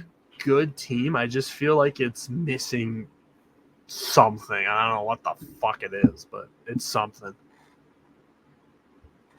It's Maverick More so, I Glamour. just That's don't what they're like the missing. Blues or the Wild sub. Just like, you know what? Fuck it. Put the Utah that's fair. HC in there. Like, they're going to be, like, regardless if they don't make it, they're going to be fun to watch. And they're going to be fun to go to the games because their concessions are like $2-3, which is just. I respect it because if you go to the stands and you have to buy drinks for your 4 wives, you want them to be cheap. Dum dum dum dum dum. But yeah, I got the Utah Hockey Club going to the playoffs. Nice. Last team, the Winnipeg Winnipeg. Jets. I have them 4th wild card finish. I don't know. Like, I don't think they got worse from last year, but they're certainly not better. So they're just kind of meh. I mean, Yeah, Connor Hellebuck's a great goalie. I think I might have Um, given given them too much slack with like some of the injuries. I think having Perfetti and Velarde not die will be helpful. The decor still sucks, but they have Hellebuck, so I put them 3rd. Yeah, they lost Dylan Schmidt. They suck now. So They lost so- Dylan and Schmidt though. That's, can't believe they would do Can't that. lose me all the time, guys. I'm sorry. But don't Yeah, worry, Waffle they got House, Hayden, I'm they always got open. Hayden Fleury. They're good. That works Talking so about well. Winnipeg? Their bottom pair is Colin Miller, Hayden Fleury. Just fucking That's the play. most NHL franchise mode pairing ever. Just Oh my God. play Billy Hinola, guys, please. He's No, he's hurt, he dying. can't. Jacob, what if he's just hashtag not good? He's not. Oh, he's hurt. Doesn't fucking matter. Doesn't matter. He's dead. Jacob's is desperate over here. Dude, second line center Vladislav Domestikov. I can't even look at this team, dude. Oh my God. I This is don't so understand bad. this. I don't understand this. Gabe Velarde can play center and Cole Perfetti can play center. And you're Well, I get not wanting to fuck up the top line because they were really good last year. But But like, why is Iafallo on the 4th line? Why is Appleton on the 3rd line? I just noticed that. What the fuck is going on with this team? He's fifth. Just get him off my screen. Dude, Like, that's jeez. like here. I have him unironically making the fucking wild card. This is stupid. I follow second line with Perfetti and Ehlers, and then Niederreiter, Lowry, and fucking Nemesnikov. Boom. Well, clearly, Who gives a fuck Perfetti's about not a star. Keep fucking Maybe playing he's him not. up He was lane. drafted as one. That's all I care about.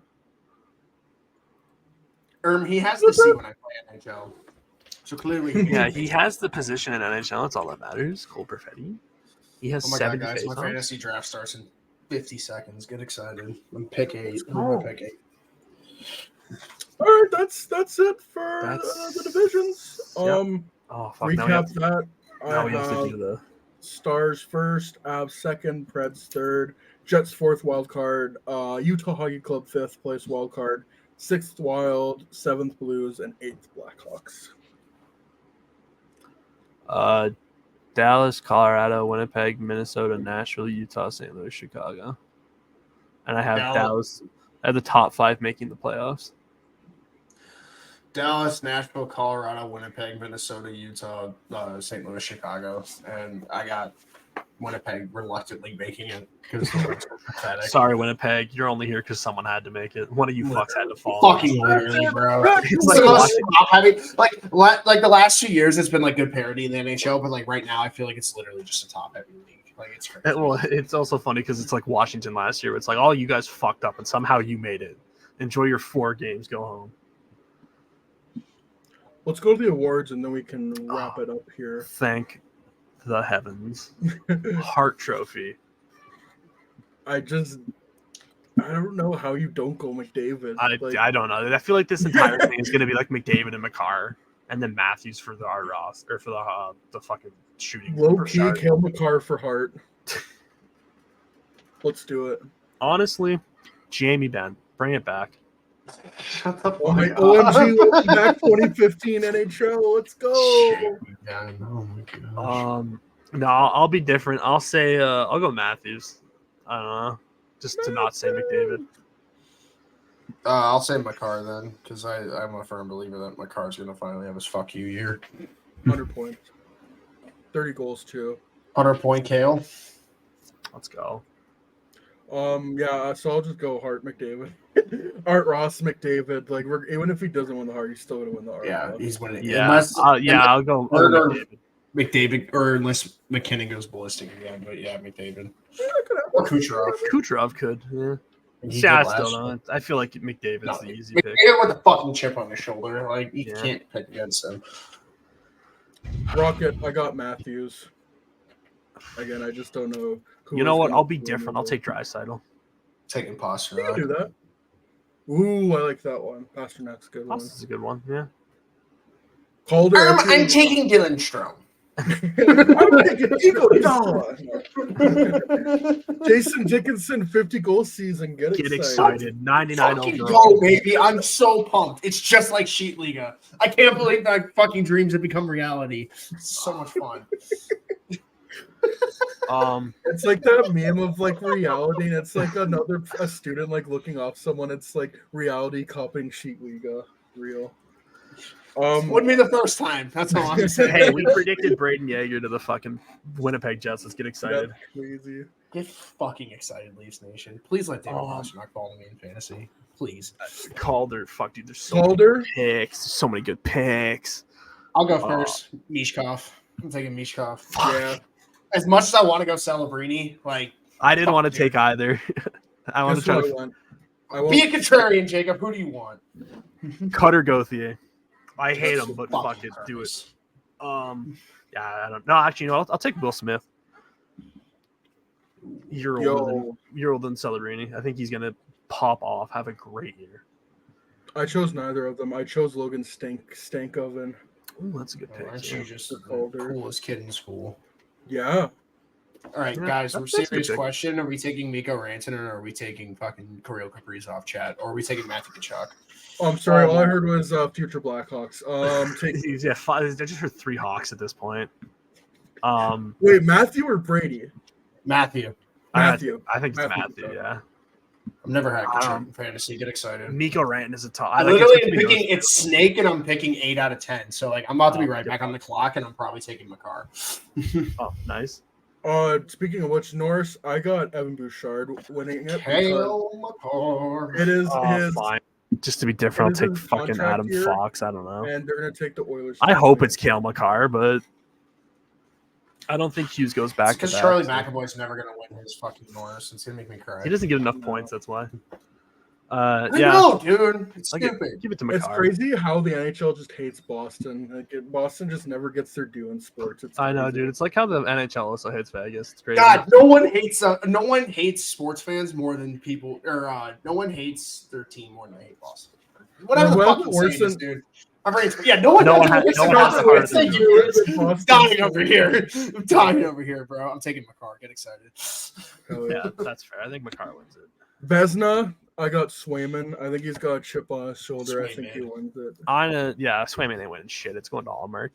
No. You know what? Swayman and Dolmark. Good lord. I'm gonna give it to Hellebuck because I picked them to go third in the division. I don't know. I don't got anybody else. See, mine's oriented around he's walking in the offseason. Igor's winning a fucking Vezina on the way out. Oh, I like that. I like that. Ooh, Igor Vezina with Fox Norris. Get excited, Rangers, to go in the first round. Selke Barkov. I don't know. Like Selke is just whatever. Actually, no. Jason Dickinson. Woo! I go with a practical pick. I'll go with Nico Hischier. That's good. I don't know anybody else who fucking is up there for the Selke anyways. Yeah, I don't know. I feel that's just Barkov probably now. Let's get on to the team trophies. President's trophies, I got the Stars winning this year. The Stars. The Stars. I'll take I don't know. I take Dallas, I guess. I didn't want to, but this fucking it's so they're like the best team, dude. I'm taking the Rangers. And their division sucks. What do you mean? Biggest one. Blackhawks are so good. I don't know what you're talking about. Brossoit and Mrazek's William and Jennings trophy. Hello. Welcome back, Corey Crawford and fucking Scott Darling. And Ray Emery, rest in peace. Stanley Cup champions. I'm going all out chaos. I think it's going to be Oilers Leafs Cup final this year. Oh, fuck off. Just throwing his prediction in the trash right out the gate. That's crazy. I know we both have the same West. I'm trying to not pick the same East as you. Trying to see if I can be different. Here we go again, Mr. Contrarian. Oh boy. Oh, you know what? It's going to be the Lindy Ruff Bowl, Dallas, New Jersey.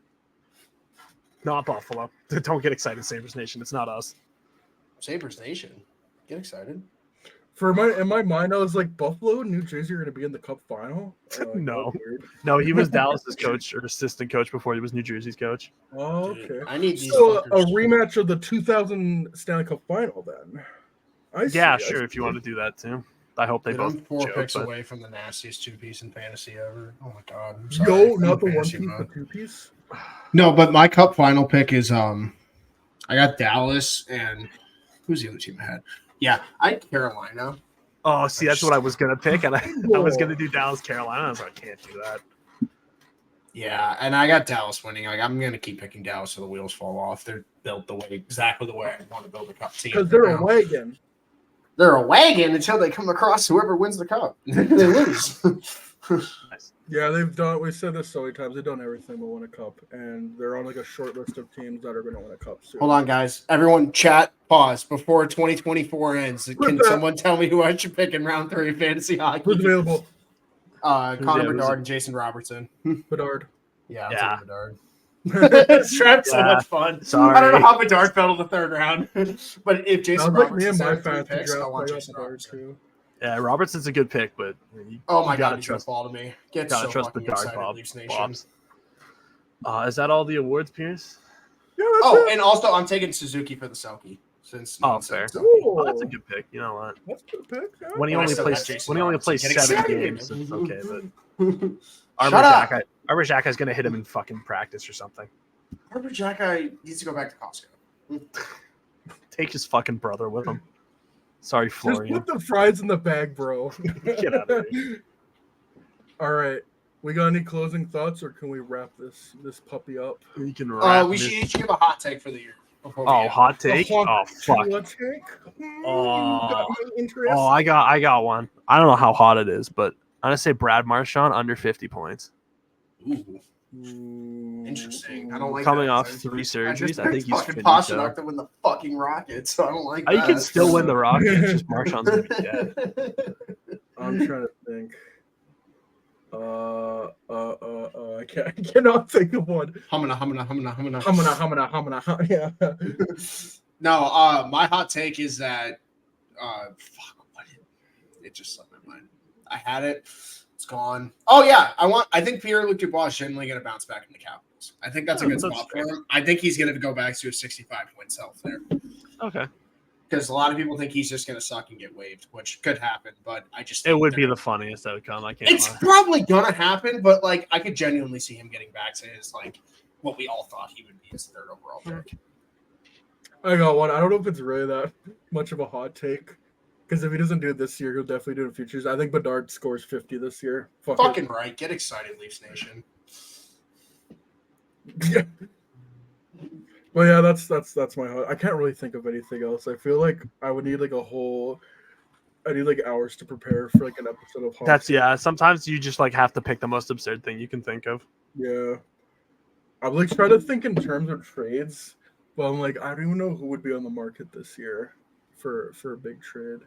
You wouldn't know till the team starts sucking. I was gonna say you kind of have to wait to see. You can have this talk around Thanksgiving. Yeah. That's only in a week. Oh wait, that's Canadian Thanksgiving. I think you know what? Mikko Rantanen's going to free agency this year. Whoa! That's crazy. Yeah, those are my 2 hot takes, I guess. Nice. My 2 hawk takes. Okay, I think that's a good thing. I think that's a good thing. Oh, my other hot take is one of Heishier or Hughes is getting traded. They missed the playoffs this offseason. We're giving 2. Well, Pierce gave 2, and now I feel awful. Fuck. Hot take. James Hagens falls to 3rd. Okay, bro. Doesn't go first overall. That's because the Blackhawks are repicking 3rd. Shut up. Fucking right. Get excited. So much fun. I'm on the clock again, boys. Oh, Barkov's on the board. Let's go. Easy pick. Him and Kachuk tearing it up. I got both of them. I didn't even think about that. Get excited. With Bedard, wow, it really is the 2028 Blackhawks. I can't believe they built my franchise mode. This is so crazy. Let's go. Get the car, Peter. Just I can't believe the world treats us like this as Blackhawk fans. Bro, who has it better than us? Someone has it worse than us, bro. I swear. Oh, man. All right. Thank you for tuning into the podcast. I'm looking forward to this year, as even though there's probably going to be a lot of misery over the next year, but it's going to be another exciting to watch another year of hockey, another year of Connor Bedard. Hopefully, the young rookies come up and another year of Owen Power. Get excited. Yeah, hopefully the Sabres are a little bit better this year. That'd be cool. Don't give me hope. No. Just don't. No, it's like Endgame. Just don't give me hope, please. I can't anymore. So, if you are a listener, give us a 5-star rating on your preferred podcast platform. If you're watching our beautiful face on YouTube, hit the like button, hit the subscribe button, and the notification bell so you don't miss on anything. Thank you, fellas, for joining me and doing this preview show. And to all the listeners, we will talk another time. Peace out, y'all.